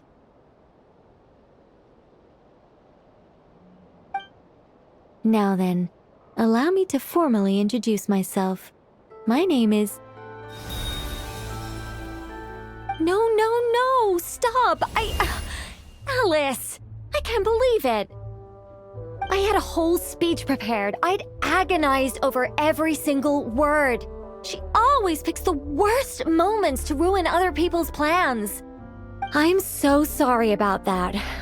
Alice took the liberty of devising some bespoke self-introduction magic for each member of the Hexenzirkel. But I could have sworn I deleted all of the triggering conditions for it. How did it bypass everything? Oh gosh, this is so embarrassing. This is a very different side of Nicole than what we're used to. Is she not used to face-to-face interactions? Don't worry about it. We've seen that introduction magic once already, so it wasn't too much of a shock. Please go on, Miss Nicole. We'd love to hear what you have to say, or, well, communicate. Huh? Are they talking to this lady? But... Will you all promise to forget that horrendously embarrassing introduction? sorry, embarrassing. When?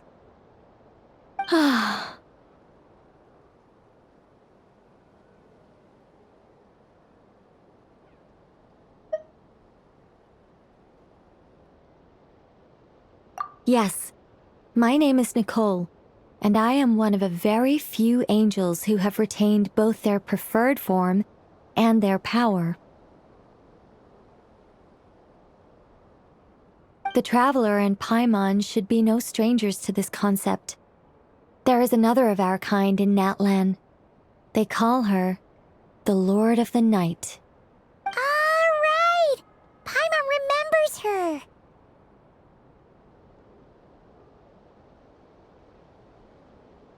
Yes.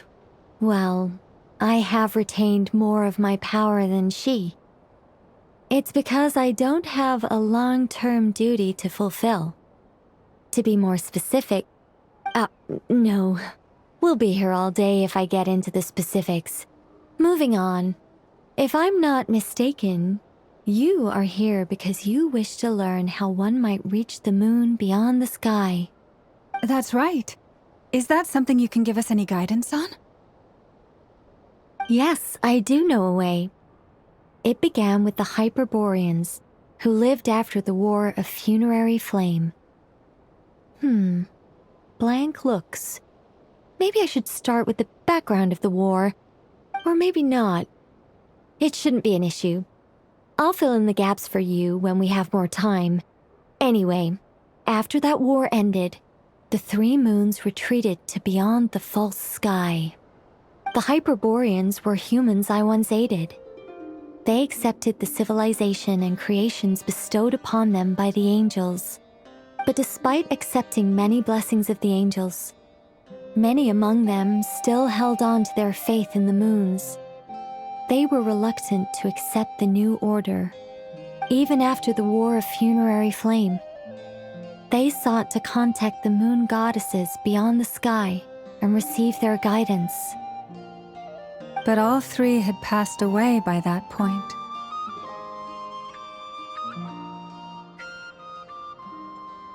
This mage has a unique method of communicating.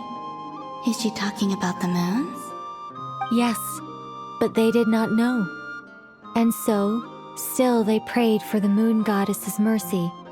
After building titanic structures that consumed vast amounts of Kuvaki, at last they glimpsed the moons and heard their voices.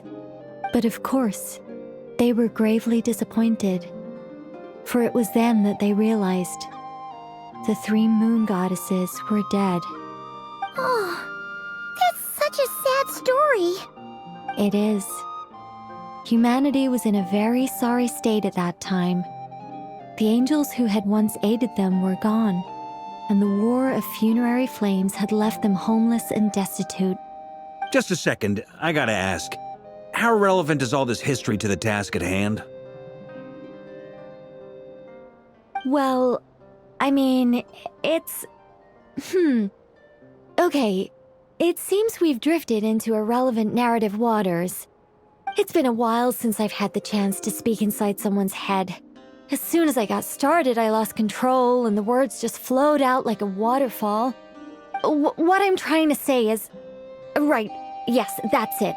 The relevant part is the ritual created by the Hyperboreans. The fact that they bypassed the false sky and saw the true moons implies that they successfully built a connection between Teyvat and the outside world. Which means, with enough Kuvaki and a sufficiently stable connection, it should be feasible to send one person over the border. Okay, so they built some kind of portal? Oh, yes. A portal. Yes. Is something wrong? You sound disappointed. I just didn't expect you to summarize it so well. It turns out I could have said all that in one word, if only I'd managed to think of it. No, please, it's fine. This is invaluable knowledge. I'll be sure to record and preserve everything in writing. Oh, really? Well, in that case, I suppose I could backtrack and add some more detail. I did gloss over a few things so far. Whoa, time out. Let's summarize what we've got first. The Hyperboreans were the last ones to use this method, right? So we somehow need to find whatever structure they built and make sure there's enough Kuvaki to power it up. Luckily, we have the moon marrow of both the eternal and iridescent moons, so we're all good for Kuvaki. Which means the key issue we need to focus on is finding the place. Am I right so far? Yes. Although I expect the structure is long gone by now. That said, what if we could take advantage of the phantoms to travel back to a time when it still existed? Well, travel back isn't quite accurate. It's more like we'd be creating a handshake between 2 points in space-time. We wouldn't even have to pick a time when it still existed. It could just be a time when it still appeared in phantom form via projection, or we could project our own phantoms, fold them together, and... You look lost. Was that too hard to follow? Yeah, things got a little, technical there. Paimon's brain is reaching capacity. All right. Let me think about how to put this more simply. Okay, got it. Over the next few days, I'll search for phantoms that we can use. Once I find one that meets the criteria, I'll let you know and we'll regroup. By completing certain rituals, specific individuals will be able to enter the phantom and make it to the Hyperborean structure. If everything checks out and it looks feasible, we'll just need to wait for Moon Prayer Night, and we can send the Moon Goddess back home. I'm really skimping on the detail here. Is this making any sense at all? I think so. For now, we'll just wait to hear from you. Yes. Basically, yes. Great. Counting on you. In the meantime, we'll focus on finding the Moon Goddess's name. My name? Are they looking for a way to stop me from disappearing? Excuse me, Miss... Go on, Miss Nicole. This conversation was a little all over the place. I didn't catch your name. I am Lauma, of the Frost Moon Scions. Ah, I did wonder. I noticed that you listened very intently when I spoke about Hyperborea and the moon's history. If you'd be interested, I'd love to visit you this evening and go through it again in greater detail. Also, if you were serious about making a record, it would be too risky to simply write down the raw details as is. I would suggest some tweaks. Maybe rewrite the stories as fairy tales or fables, perhaps even prayers. Anyway, we can cross that bridge when we come to it. So, see you later then? Oh, and no need to prepare anything. Just a cup of tea will do. See ya! She seems friendly. It's just... It's so nice to find someone who's actually willing to listen. I've been dying for a chance to finally go through all this systematically from start to finish. Any longer and I'd probably start forgetting it.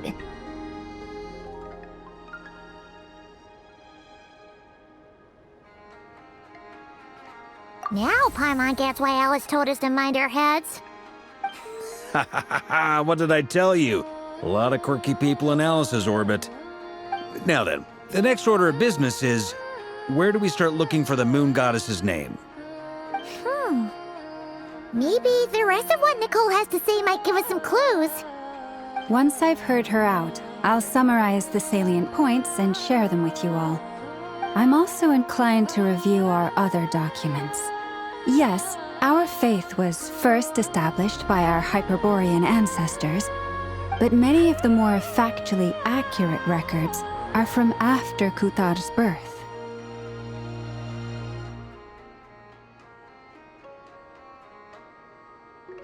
Sounds like we're gonna follow Kalabina's journey through Teyvat, huh? In that case, we'll start by heading to the Frost Moon Enclave. Sounds like a plan. Take this with you. I'll see about getting in touch with the Fatui. It'll probably just be Arlecchino and Sandroni again.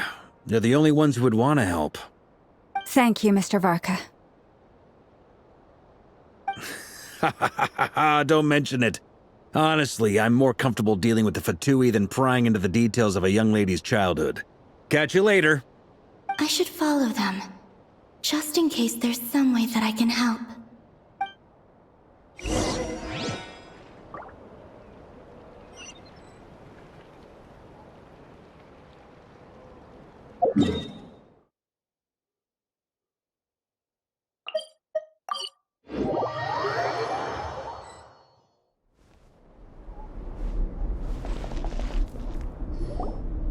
A while ago, I took the time to organize all documents in our possession that pertain to Kutar. What you see here is the material I consider reliable. You're saying there's unreliable material too? Yes. Most of the information we have was transmitted through an oral tradition. Inevitably, some of her stories were mythologized and deified over the years through countless retellings. That's why I organized them into reliable and unreliable. There's no sense seeking answers in history unless we can ensure the veracity of the historical record. Makes sense. All right, let's take a look through.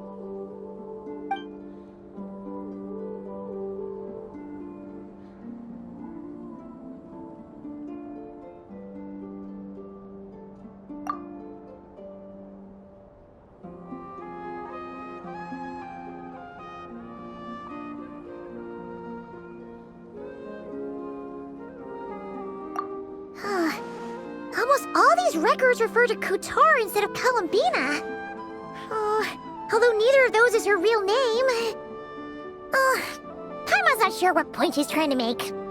What we can gather from these records is that the Frost Moon Scions worshipped her as a god, placing impossible expectations upon her. I cannot fault them for their earnest faith, but for all their devotion, worshipping her day in, day out changed nothing. I imagine that none of it resonated with Columbina. It wouldn't surprise me if, even back then, she had already begun to reject the name Kutar and everything it represented. Lama speaks the truth. When I heard them call upon Kutar with hope and expectation in their voices, they may as well have been calling upon somebody else.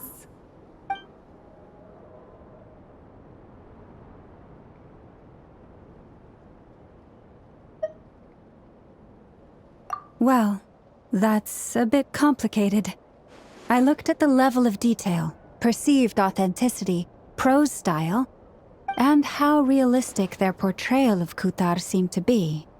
Amongst the Frost Moon Scions of today, only I know of her existence, and I alone have spoken to her face to face. As such, I know that there are certain things she simply would never do. That being said, I have sensed some changes in her lately. Changes?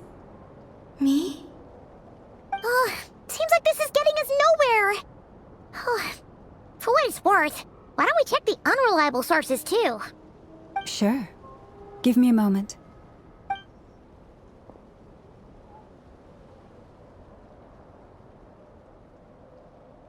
Exerting but a fraction of her divine might, Kutar sheared a great mass from the snow-capped mountain and cast it into the sea, upon whose surface shone the mirror image of the moon. Thus was formed the island of Hisi. Yeah, right. That doesn't even begin to pass the sniff test. The 3 moons are naught but lies through and through. Only one moon has ever shone for us, and Kutar is her name.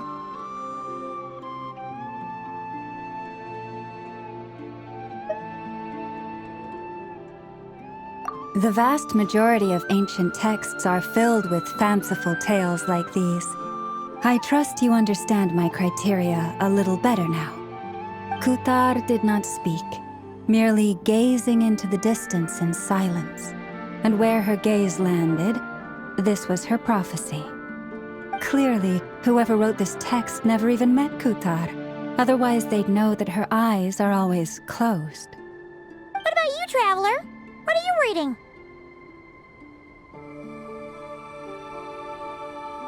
Come on, let Paimon see. The child wished to build a wooden nest with which to shield a fledgling bird from the cold. But being so young and lacking in strength, the child could not snap the branches from the trees. Qatar was passing by. Upon seeing the child, she summoned forward the Kuhenki, who built a beautiful nest for the child. I remember that. Not knowing the meaning of Qatar's divine intervention, the child dared not to respond, and thus ran home to call their parents. But Qatar was gone. The moon chanter declared the event a miracle and took the nest as a relic, placing it on high for all to see. The child was named as one favored by the goddess and was greatly respected amongst the people. Yet, no further miracles were bestowed, and this matter was forgotten in but a few years. Huh. Any thoughts after reading that?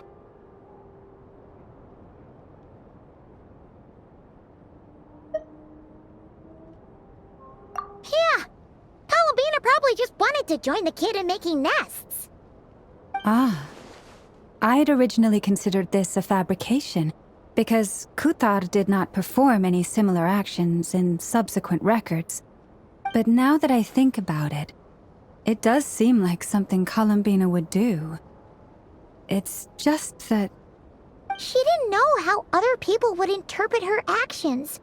She was probably worried about making things difficult for people. And so, she gradually stopped joining in. Yes.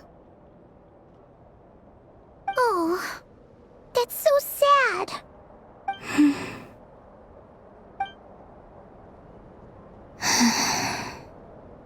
And now, I can make no such gestures of warmth, even if I want to.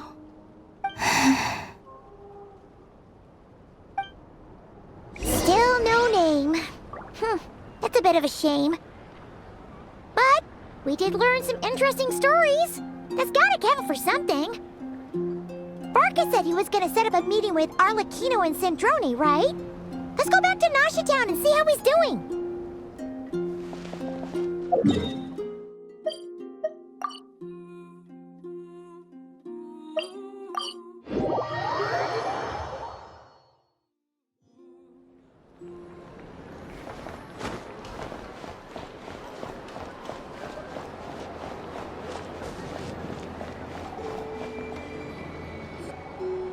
Let's see. There's Varka. Oh, and it's Durin and Albedo too. Yeah, this is pretty much the same place we bumped into each other last time. I convinced them to stick around a little longer. We were all waiting on people, so I figured having a little company would help pass the time. Ah, so you've been waiting for us? Does this mean that you've already arranged things with the Fatui? Sure does. Now you're back, we can go meet up with them together. How'd your investigation at the Frost Moon Enclave go? Well, we didn't find out Columbina's true name. But apart from that, it went pretty well.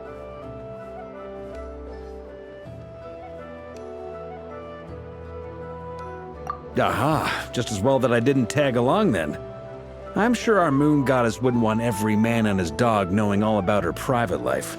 Still, desperate times, desperate measures, I guess. Someone had to do it. So, Varka was waiting on us, but what about you two? Are you waiting for Alice? Oh, no. We already met with her. We discussed that experiment I mentioned to you last time. Oh, and she also handed me this communication device.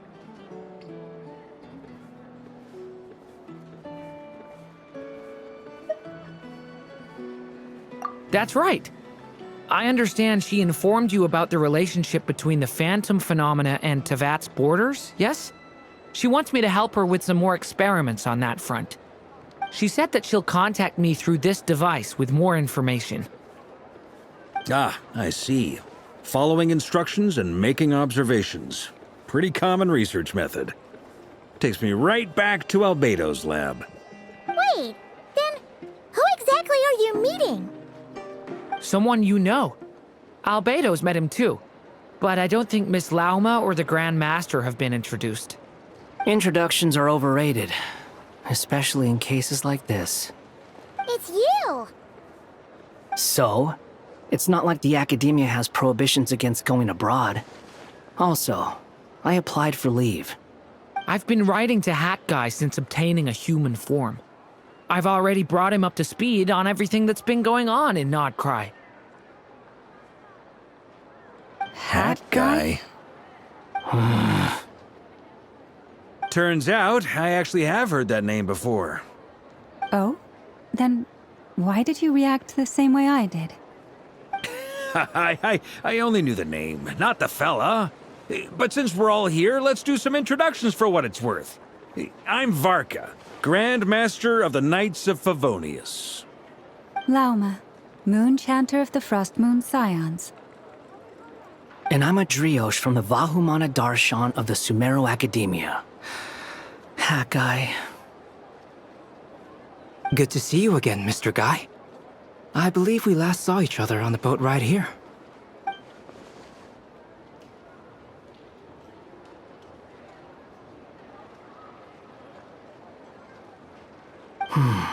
Mind you, the only reason I came here is because there's someone I want to look into.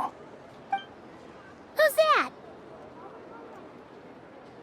The Doctor, also known as Dottore, second of the Fatui Harbingers.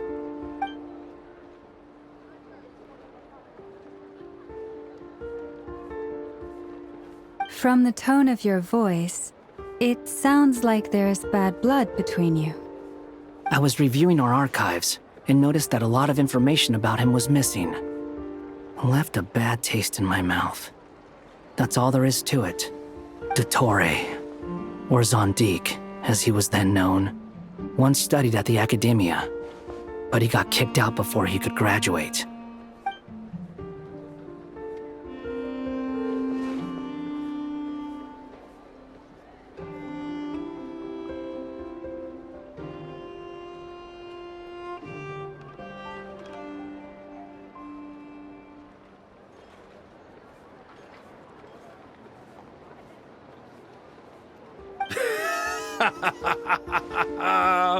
So the Harbinger's #2 man is a college dropout? How embarrassing for them. Last we heard, he was planning something. We actually heard that a few times before, even coming to Nodcry, but we haven't seen a trace of him since we got here. He only appears when something interests him. For all we know, he might have left already. But the fact he did something here at all is worth noting. It'll fill a couple extra lines in his file. Why does it sound less like a file you're writing and more like a criminal record? Anyway, we were just about to meet 2 of the other Harbingers. Want to come along? You might learn a thing or two about him there. Sure.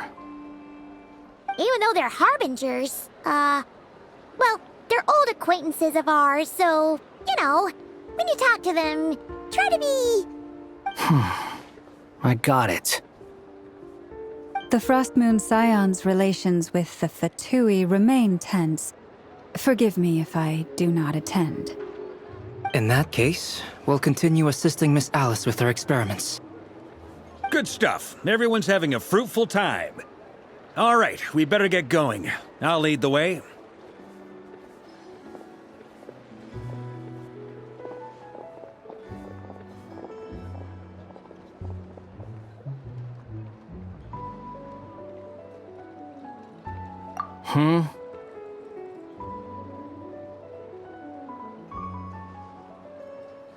Well, yeah, that's obviously part of it.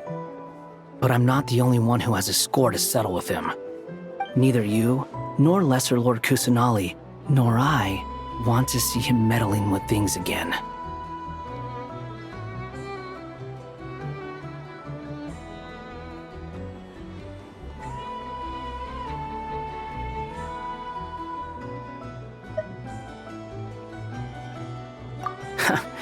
What's the hurry? Don't worry. Pigeons always know which way home is.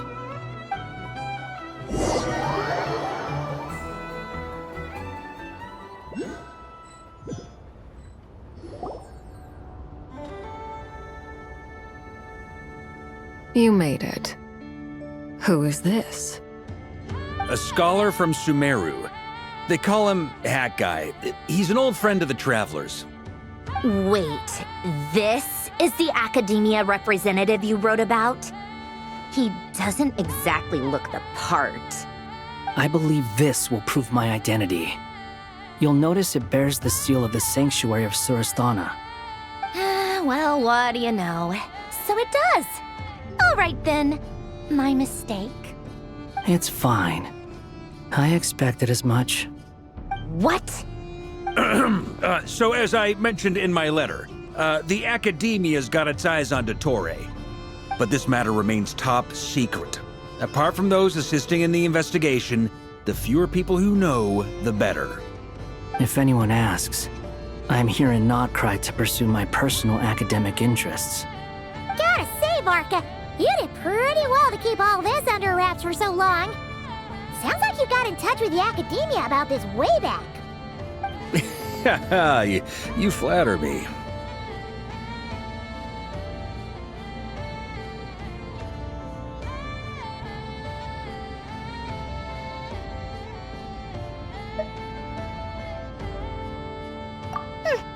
Where do I even start?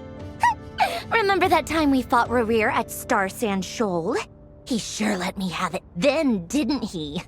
I'll bet Dottore had that all sketched out, with me as his convenient little pawn. He could not care less about us if he tried, but hey! The feeling's mutual. Does Dottore really strike you as the sort who values his relationships with his colleagues? Fair point. Definitely not. Which is why I always keep my guard up whenever he starts making suspicious moves. To that extent, our motivations align. On top of which, I consider you trustworthy people. Now, back on topic. In the wake of the Reikir of Solnari episode, Sandrone and I grew suspicious about Dottore's complete inaction during the entire affair.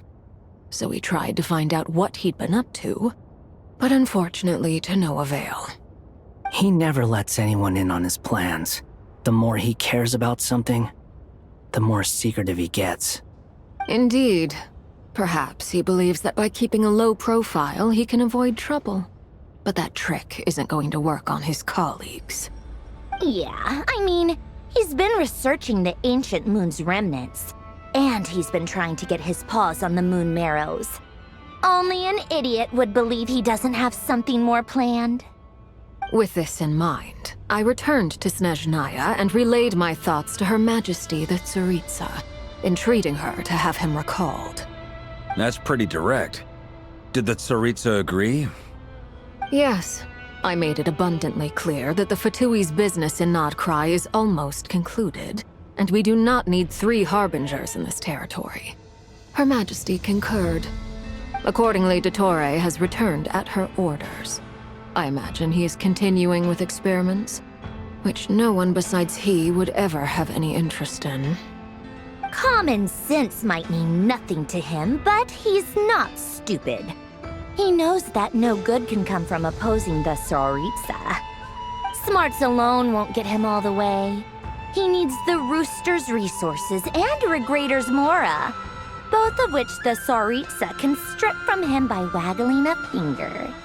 But doesn't he have a track record of publicly following orders while going against them in private? He probably has it down to a fine art by now. Wouldn't put it past him. We worked together on a research project once. Only briefly, but it was enough to show me that we're fundamentally different people. He has no interest in doing things methodically, stage by stage. His thoughts jump all over the place, and the moment his curiosity is satisfied, or he gets the results he wants, he disappears. The only similarity we share is that, once we set our minds on doing something, we will see it done, whatever it takes. Well, we definitely saw some of that in your battle with Rerir. You got so competitive. Ugh, do not remind me. Then I believe we all concur. Dottore will not simply give up. Fantastic. Now this is turning into a whole day of unpleasant memories. Ugh. Are you talking about the moon marrow stuff? He also strikes me as the kind of person to disregard experimental regulations, ruin all the equipment, and go way over budget. Then leave the first person he can find to deal with the fallout. Exactly! This one time, he was running some high-temperature experiment and the substance exploded. But does he care? No! He orders his subordinates to open the device so he can observe the results, which causes the gas inside to leak out. That gas was poisonous! If I hadn't been there, who knows how many people might have died? And after all that, he left! While I was still cleaning up after his mess. What a waste of time, he said. A waste of time? The nerve! He wasted my time! You've been bottling that up for a while, huh? Hat guy, I must say, you seem awfully familiar with internal Fatui affairs.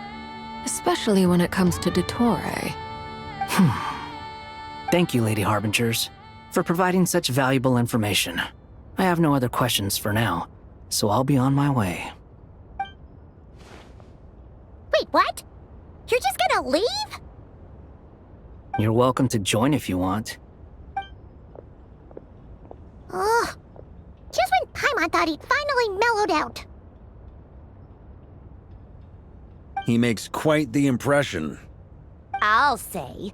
I've met tons of headstrong people, but not many of them would join me in bad-mouthing Dottore. Anyway, back to the main agenda. Barca, you said that Columbina has gone missing?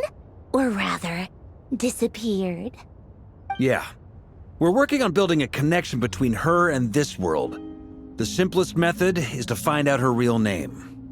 I've actually asked her that question before, but she said she didn't know.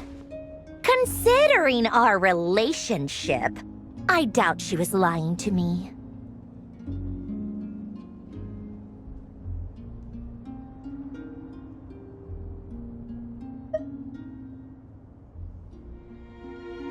As far as I recall, she was never dispatched by Her Majesty to claim a gnosis or anything like that.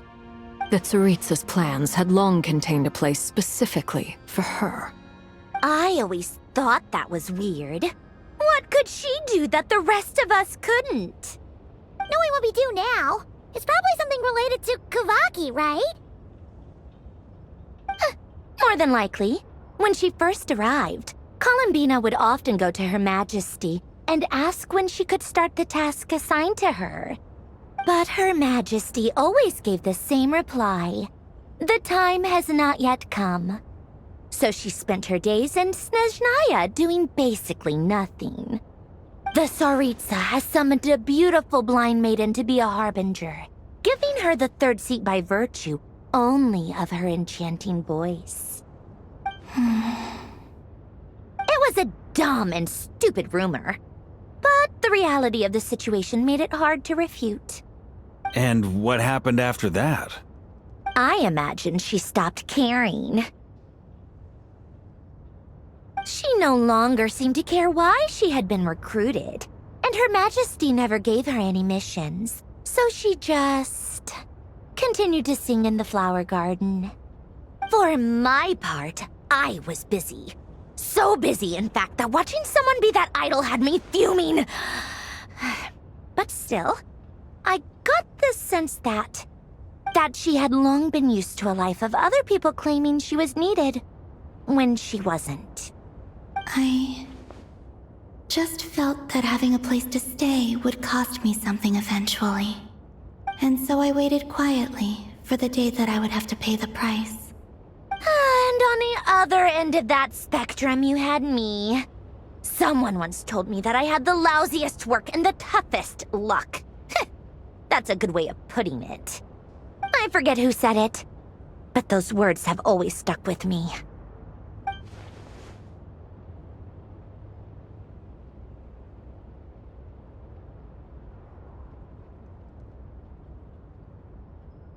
But you've done your job exceptionally well all this time. Because at heart, you are a conscientious person.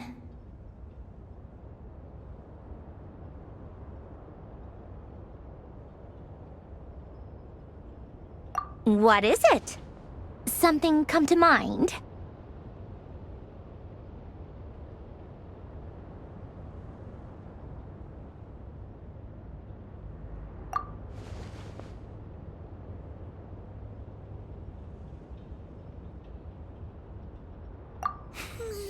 That makes sense. Nothing screams you are needed like your name shouted from across the town. Well, good luck with it. But if you ask me, Colambina is still the most shoutable name. I'm just so used to it now, after all the arguments we've had. I can't be bothered trying to remember another name for her. Nor I. Sandrone. Harlequino.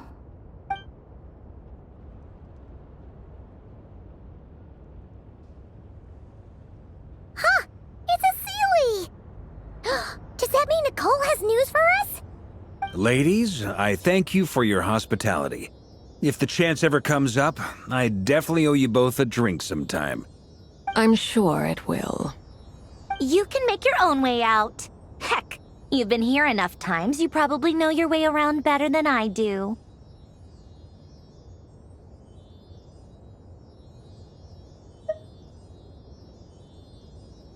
Okay!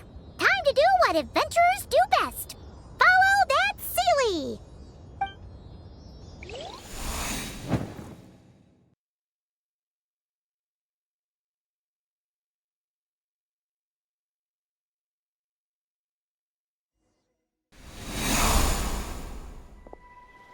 Here you are.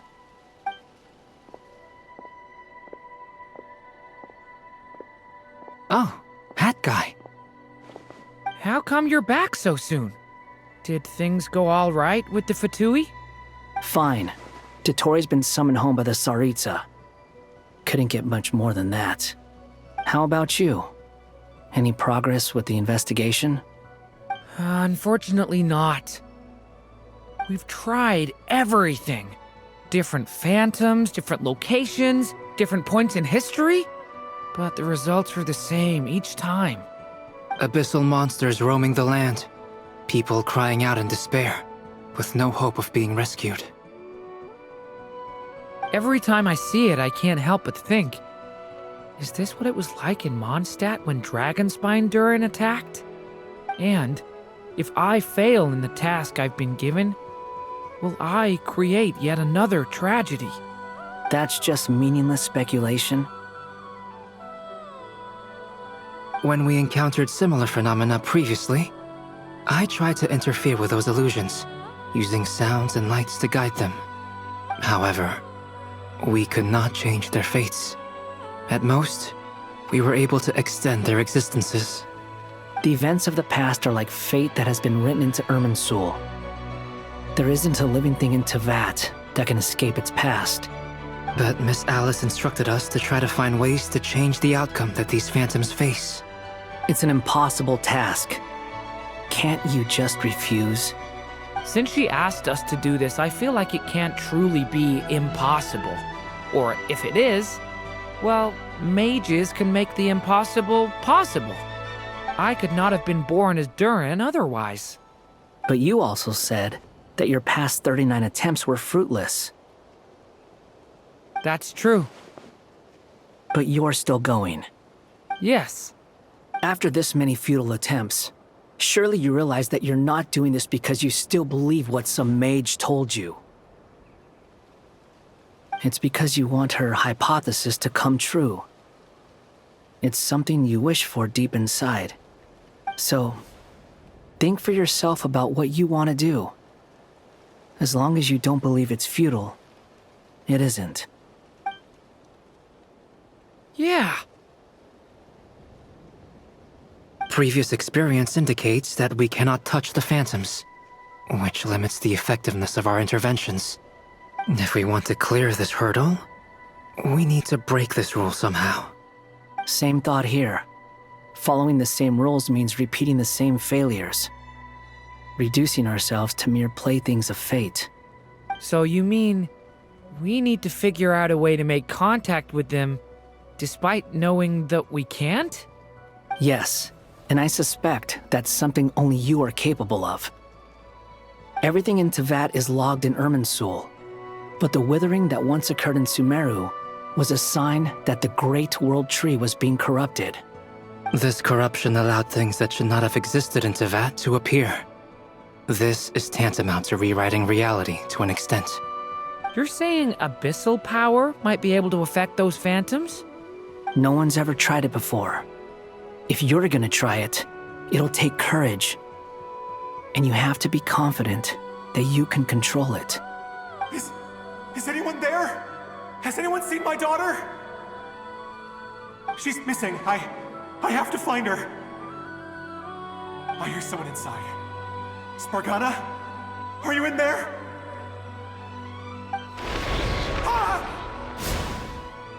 If I can use my abyssal powers to warn him that there is danger here, maybe it'll change his decision.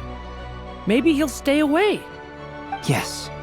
The important thing is not the nature of the power, but rather how you use it. To intimidate and obstruct. Sounds about right for the Abyss. Let me try. I should be able to influence that thing. Have you seen a little girl? What? This isn't the time for that! Just run!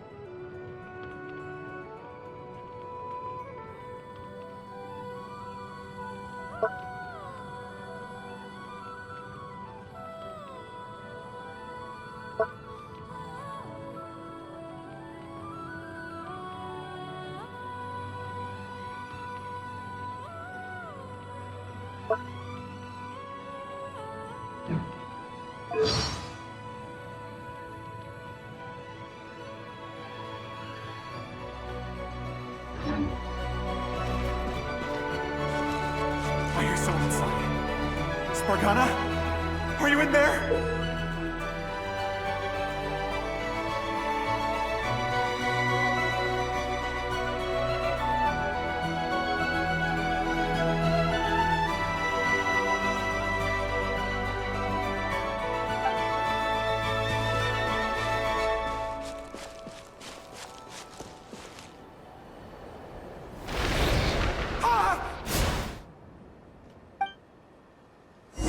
Have you seen a little girl? What? This isn't the time for that! Just run!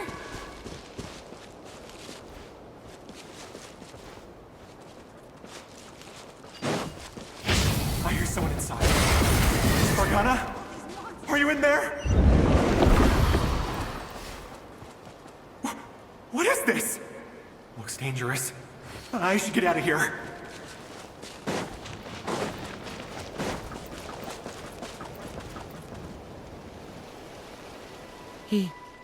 He really left.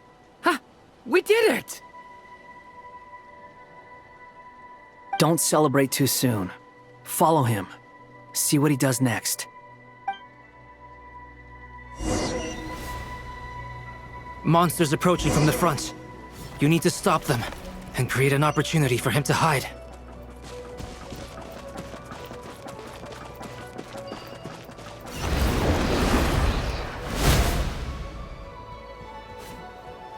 Help me!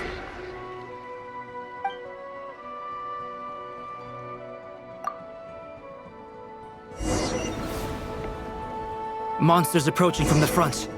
You need to stop them and create an opportunity for him to hide.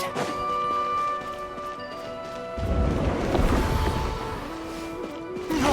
There's monsters ahead!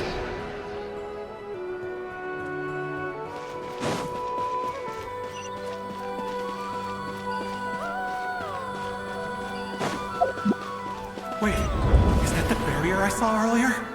Why is it appearing now? It's as if someone's controlling it.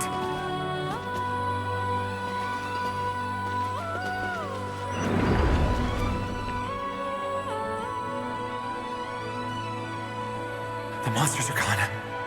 Is it safe now?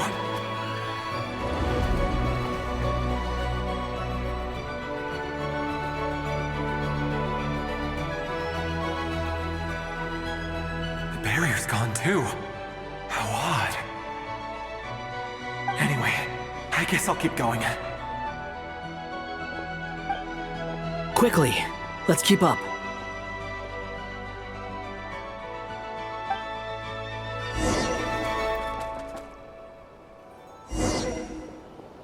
Wait, there was someone else here? Don't go any further. We've got anti-monster traps laid out everywhere. But my daughter must just be up ahead. I have to go. This way's blocked.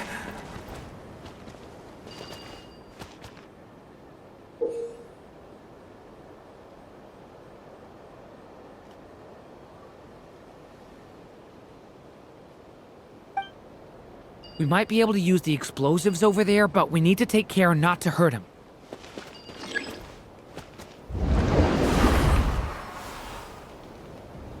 I'll use the barrier to keep him at a safe distance.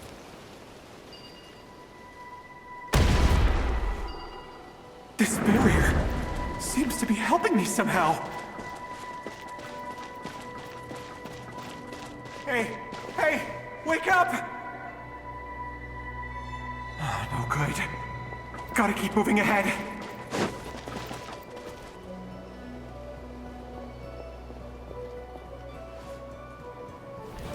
So many monsters! There's still a chance, Durin. Use the traps.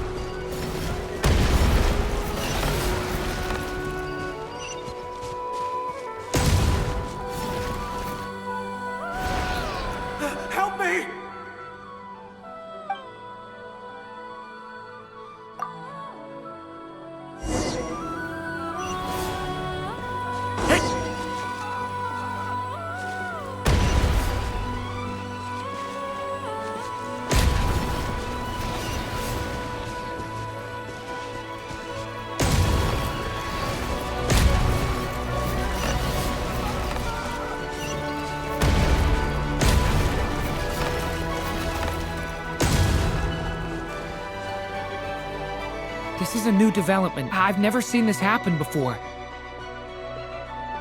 We might just be able to save this person.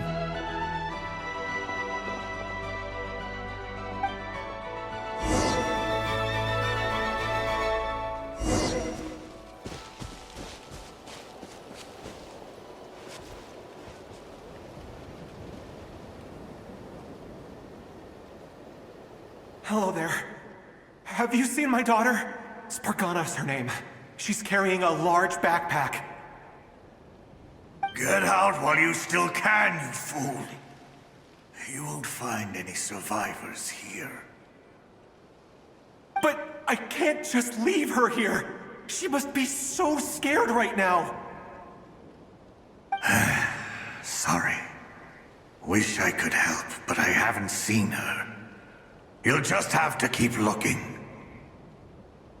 Okay, thank you. If I do find her, I'll get her to shelter and come back for you. Don't bother. I've got nowhere left to go.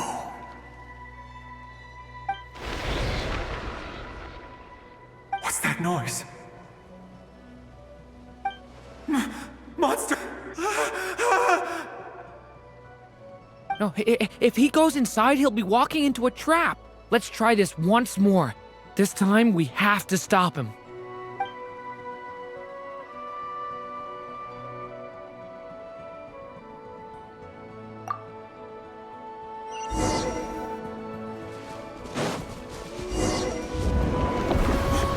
Why?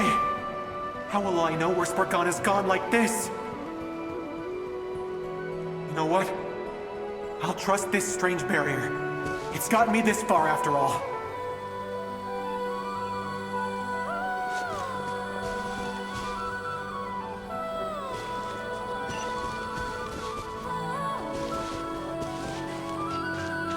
What? Spargana? Are you there?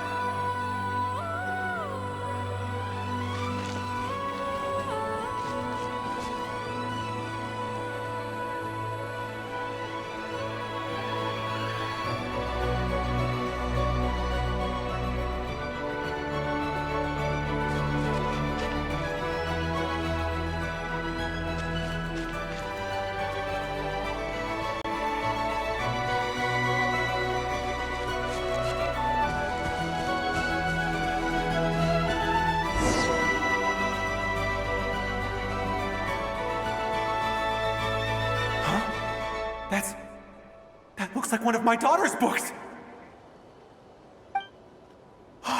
Thank you. Thank you! Yes, it's one of hers for sure. That's her name on it right there. She left her backpack here.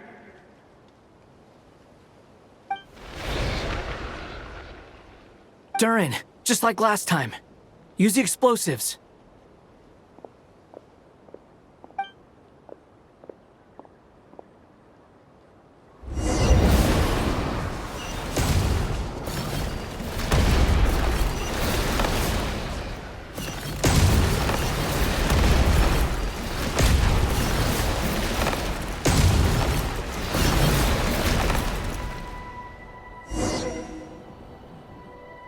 It won't work. There's not enough left. If he makes it in, he'll die. But then, this clue could be the key to him finding his daughter. It might not be the only one. Better he misses that clue than loses his life. I guess so.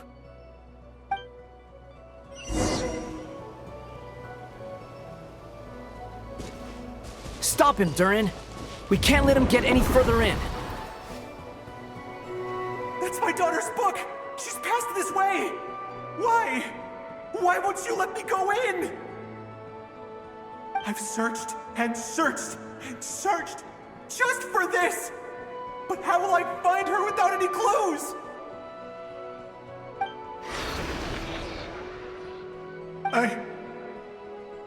I no longer have anywhere else to go.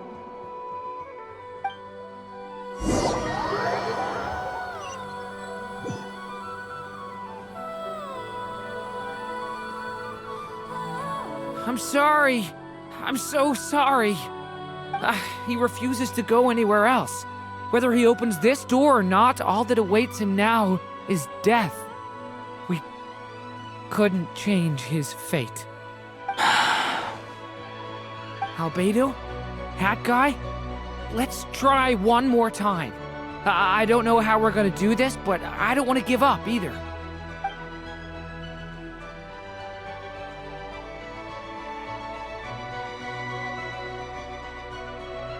Why am I here? What's going on? All these scenes running through my head. Where are they from? Huh? What's going on? His reactions have changed. How many times have I... What's happening to me? Huh? Wait, who are you? You can see us now? I feel like I always could, but that I only just realized you were there. I'm sorry, I don't know how to describe what I'm feeling. But you were the ones guiding me using that marked barrier, right? I haven't done anything yet, but those monsters, those deaths, they feel like memories. Like things I really did experience. I won't find my daughter. In fact, I'll ultimately die trying to find her. Isn't that right? What? No, it isn't. Yes, it is. Even so, we're trying to find a way out of this. You've not seen my daughter either, have you? It seems she really isn't here.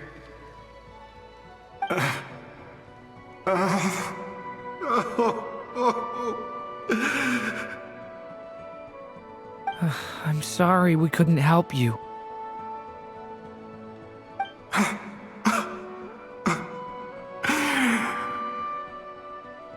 I'm just tired. Maybe this is destiny. Maybe it doesn't matter how hard I search. How long do I have left? Experience says 15 to 20 minutes. 15 to 20. Thank you for all your help. Let's rest a while. You look exhausted too. Now's not the time for you to start pitying us. It's not pity. I'm just realizing that I've only got 10 or so minutes left. You know?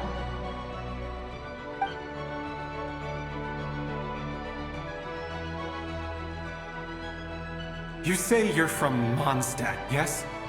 A place with windmills, where people enjoy limitless freedom?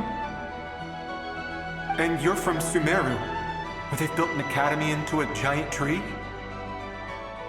Yes. It seems you've never heard of either place. Those names are unknown to me, I'm afraid, yes. Have you heard of Hyperborea? I have, but I heard that it was destroyed in the distant past. I see. That was where my ancestors once lived. What about Delphi Pytho? Was it later rebuilt? I've never heard that name.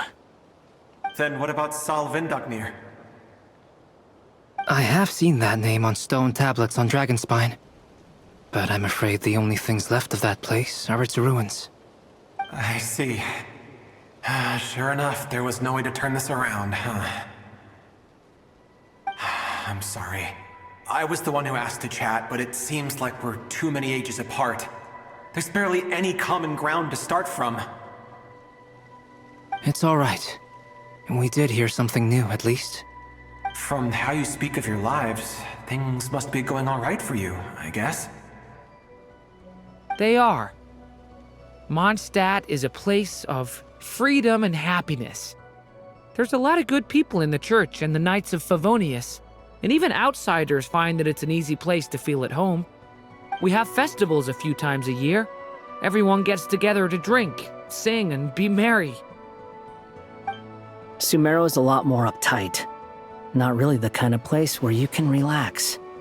It's a nation fraught with problems wherever you look. But if all you want in life is to seek knowledge, I guess it's pretty much paradise. That's wonderful. In other words, after this all-devouring black tide passed, humanity did not merely avoid extinction, but rose to build prosperous civilizations anew. I mean, I can see you all right now. That must mean the future isn't a total mess, right? That's true. Well, time's almost up. Let's part ways, I think. Might be best if you don't waste too much time on me. The chances are slim, I know, but I'd like to spend these last few minutes looking for Spargana. If things work out, I'd love to tell her about what I've heard. May we meet again. Well, or not, most probably. In that case, may your wishes come true.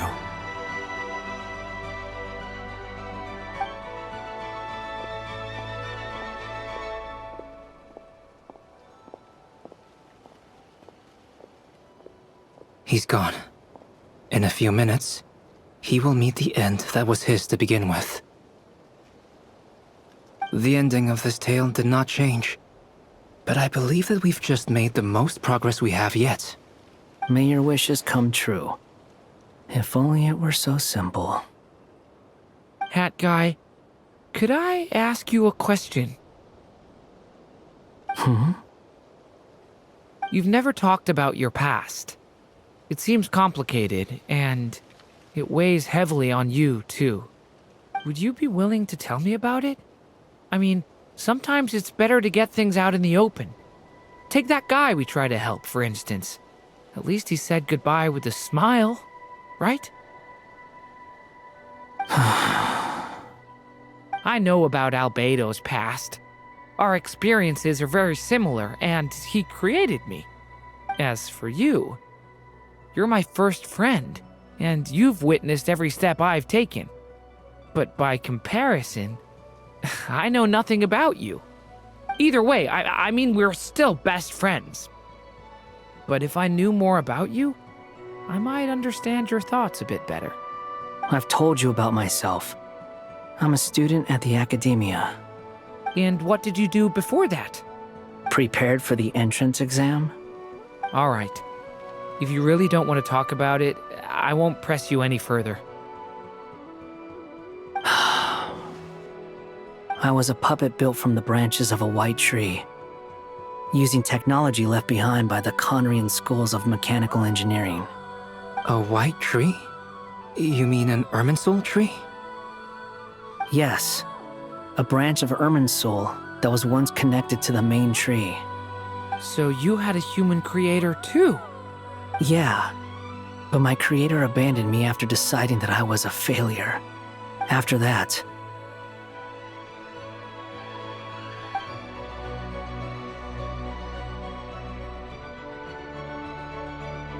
Durin, resisting the influence of the Abyss, suppressing the urge to destroy, trying to do the right thing. None of these things are easy, but no matter how hard they are, trying to rewrite past wrongs is far harder.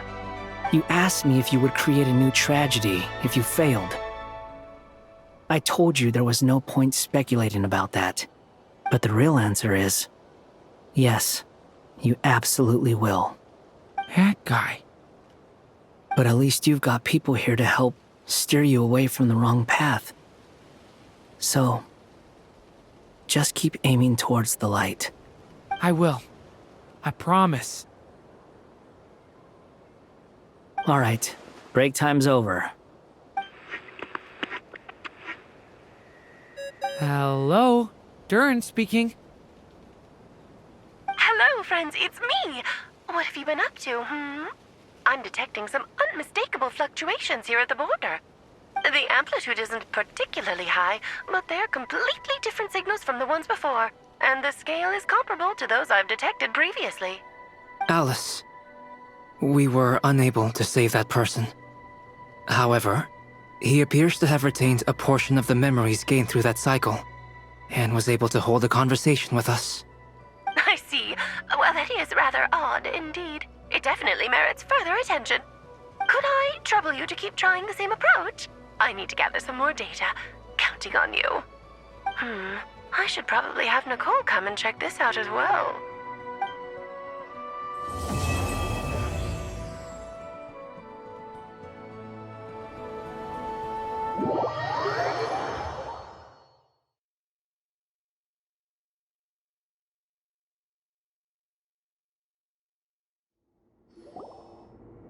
There you are.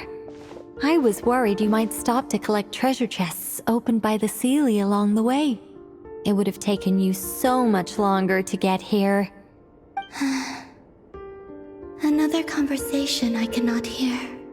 I am delighted to see that you understand what takes priority, and that your adventurer's instinct has not swayed your resolve. Really, I must applaud you for it. You should know. Paimon's head. Okay, I'll try and keep it short. My senses are telling me that this is where we shall find the entrance to the ruins. Oh, cool! Well, what are we waiting for? Let's open it up and see! Patience. This was a sanctuary of great importance to the Hyperboreans. A special process is required to open the gate. Oh! Like the place that housed the Eternal Moon's Marrow?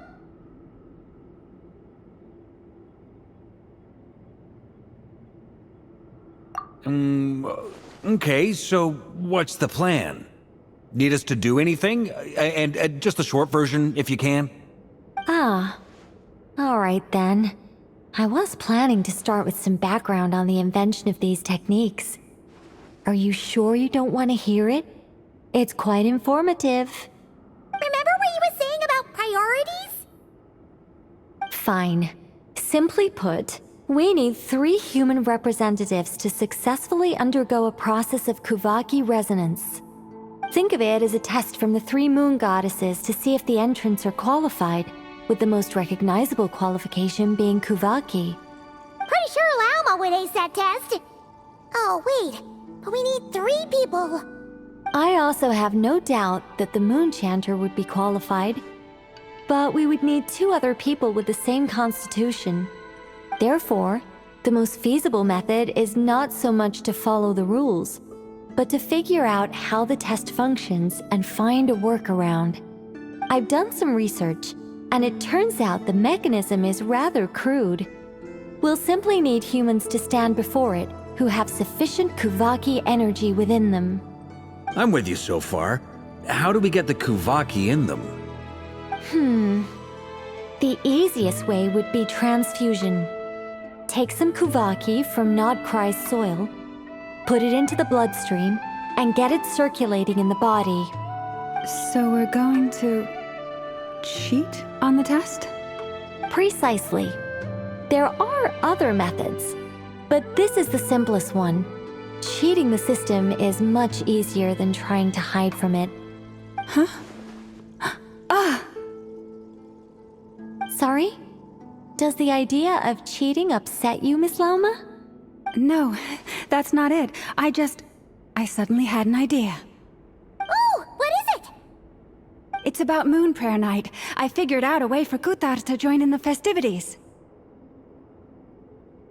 Huh? But as Paimon said, we need to have our priorities straight. Let's get back to the test. I'll follow up with Nefer on the festival arrangements. Oh, okay.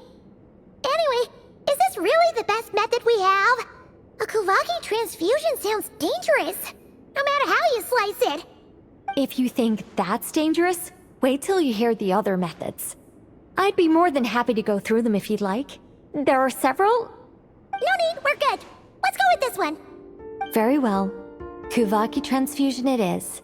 Now, I should mention that the risks can be greater or lower depending on individual compatibility. It would be rash to simply infuse the Kuvaki and hope for the best. If the body rejects it, the reaction can be quite severe. The symptoms are similar to another condition that some people living here suffer from, known as congenital Kuvaki sensitivity. So, before we execute our plan, I will perform a simple test of my own to see who is compatible and who is not. Once that is done, we will have to complete the resonance process as rapidly as possible. The participants must remain stationary while the Kuvaki circulates and bonds with them, and they mustn't eat or drink anything. What? No eating or drinking? That's some hardcore fasting. They'll all be monks by the time they're through.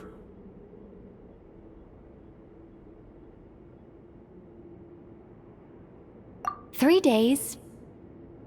Oh, that's so long! And we still need to find 2 more people who are not just compatible, but Also willing to volunteer. Fasting? What are they talking about?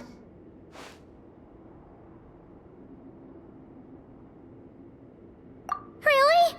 Don't you want to think this through? Haha, count me in too. 3 days without food? I can handle that. Miss Nicole has made it clear that this is the easiest way. The way I see it, there's nothing else to discuss. It's time to step up.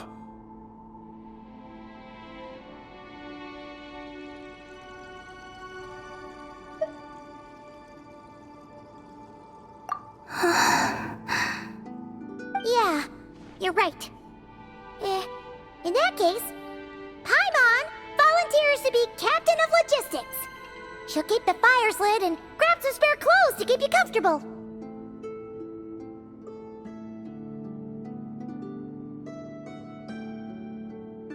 Then we'll start with you first, Traveler.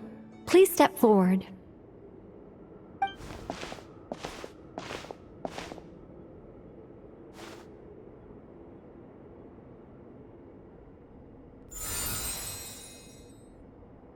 How's it going? Do you feel anything?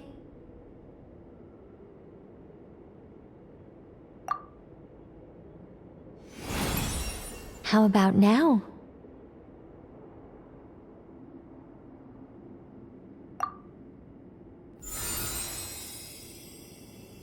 And now?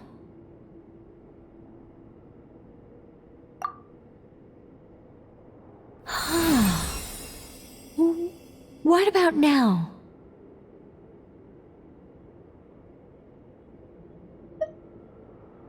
You guys, it's not a competition, you know. All right, I'm officially impressed. Even as a descender, you can withstand far more than I imagined. It's like I summoned a giant stone titan to arm wrestle you, and your arm hasn't even moved an inch.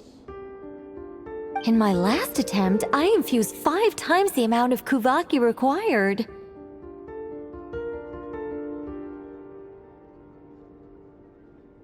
Yes, safe to say, compatibility won't be an issue for you. You're eligible to join. You're next, Mr. Varka. Sure, here goes nothing. All right, I'll start where we left off. 5 times the required Kuvaki dose. Whoa, whoa, whoa, hey, wait a minute. How's it going? No, not great. I kind of want to puke. Feels like I've been drinking too much. A few bottles of wine, then a big stein of Dark Horse, with some hard liquor from Liyue mixed in. You think this is funny? I just lost to a young lady in an arm wrestling contest. I'm never gonna live that down. My apologies. I'll lower the concentration and try again. Oh. How's it going now? I'm not as dizzy as last time, but I can still feel it pulsing around. In that case, you wouldn't be an ideal choice, Mr. Varka. Let's try someone else. Okay, let's go ask some of our other friends then.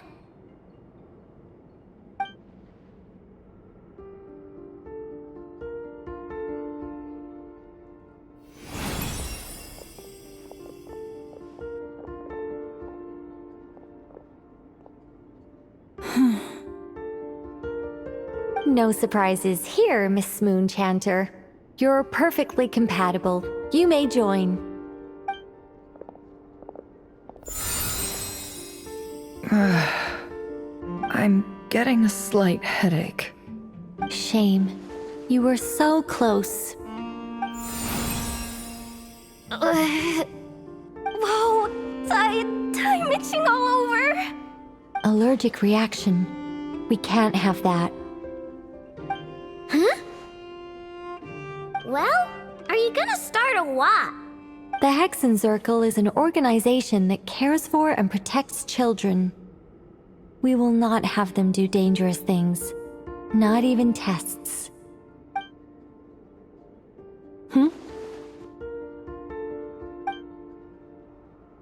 Is something the matter? The candidates have to be human.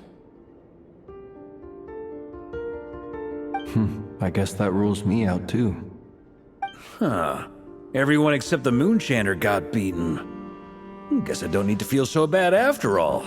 I mean, looks like this isn't gonna be as easy as we thought. Perhaps I could ask for volunteers among the Frost Moon Scions. I'll see about talking to some trusted Lightkeeper colleagues. Itlua springs to mind. In fact, I think we had some former Frost Moon Scions join our ranks recently. Can you give me the scientific explanation for how the test works? I can probably make some kind of test bot. Then we can just zip through Nasha Town, going up to people and pressing a button to check their status. Wouldn't that be way easier? No. Wow! No elaboration for once. How about I contact the Knights of Favonia's garrison in the Wave Chaser plane? Shame that Lohan's already left. And that guy's even tougher than I am. Strange. The moon goddess is clearly revered by many people. So why is she on the brink of disappearing? She mentioned that the world has rejected her from the very beginning. And when we fought the Reikir of Salnari, it seemed like she exhausted her power for our sake. Also, I'm not sure revered is the right word for how people feel about her. Gratitude, certainly. For my part, anyway. It's basic reciprocity.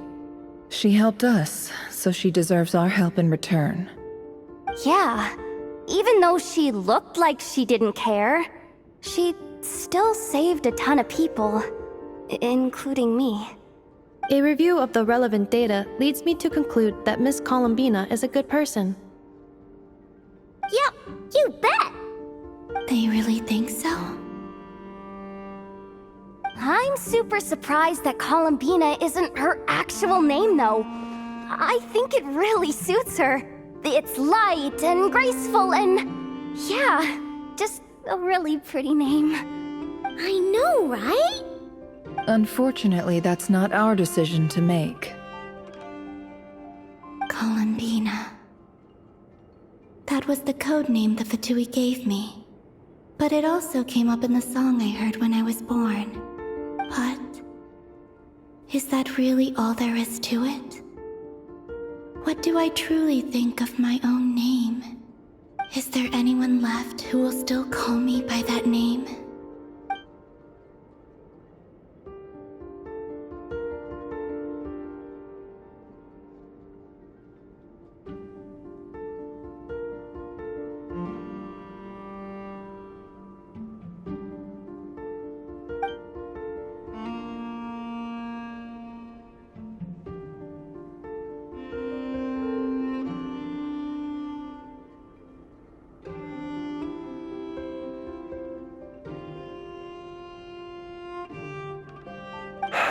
Moon Prayer Night is getting closer by the day. We're running out of time. We need to look for other candidates. Then allow me to try. Huh? What are you doing here? You contacted your friends via the Adventurers Guild. Sandrone has been keeping an eye out for something like that, so she informed me. Since I have the ability to accommodate a moon marrow, I should prove to be a suitable candidate.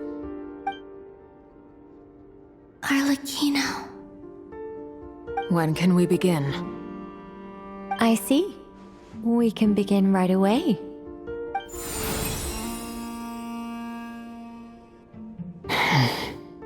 How was it? Did you feel any discomfort? Not at all. Then it seems we shan't need to look for additional candidates after all. Great! Cool. All right, like Paimon said, the rest of us can take turns making sure the three of them stay warm and comfy. Then, my job is to take care of the caretakers. I will ensure everyone receives food and accommodation.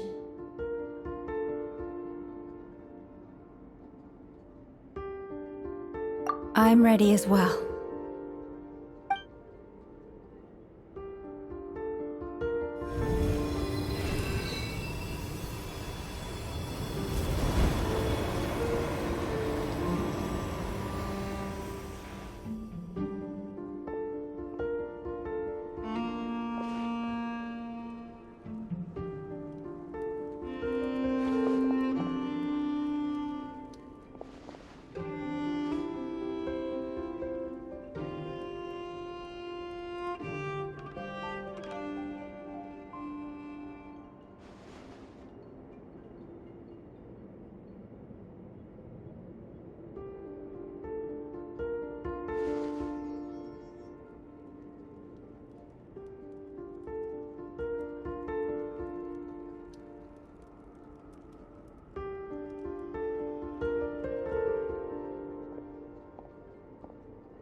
work is done.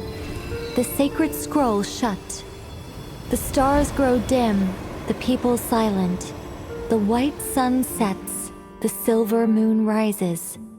O path to the temple, appear now before us.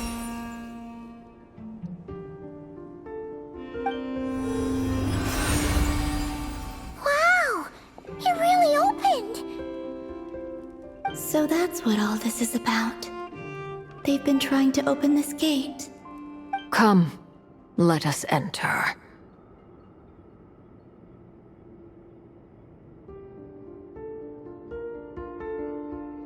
It might be best to eat something first.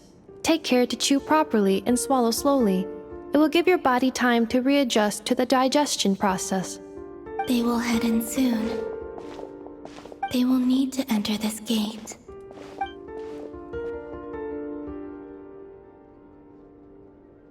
Huh? I cannot pass through. Is it because I have no physical body?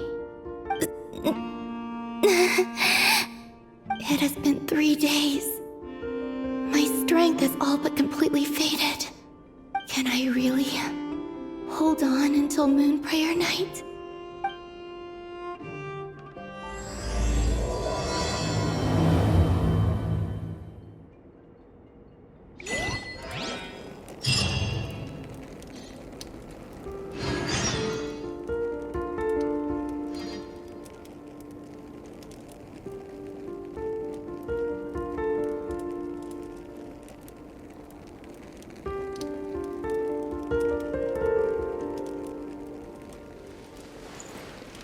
I have confirmed that you are all in good health. With that, my work is now complete. Congratulations are in order. It's good to know you're all well. Puts me at ease.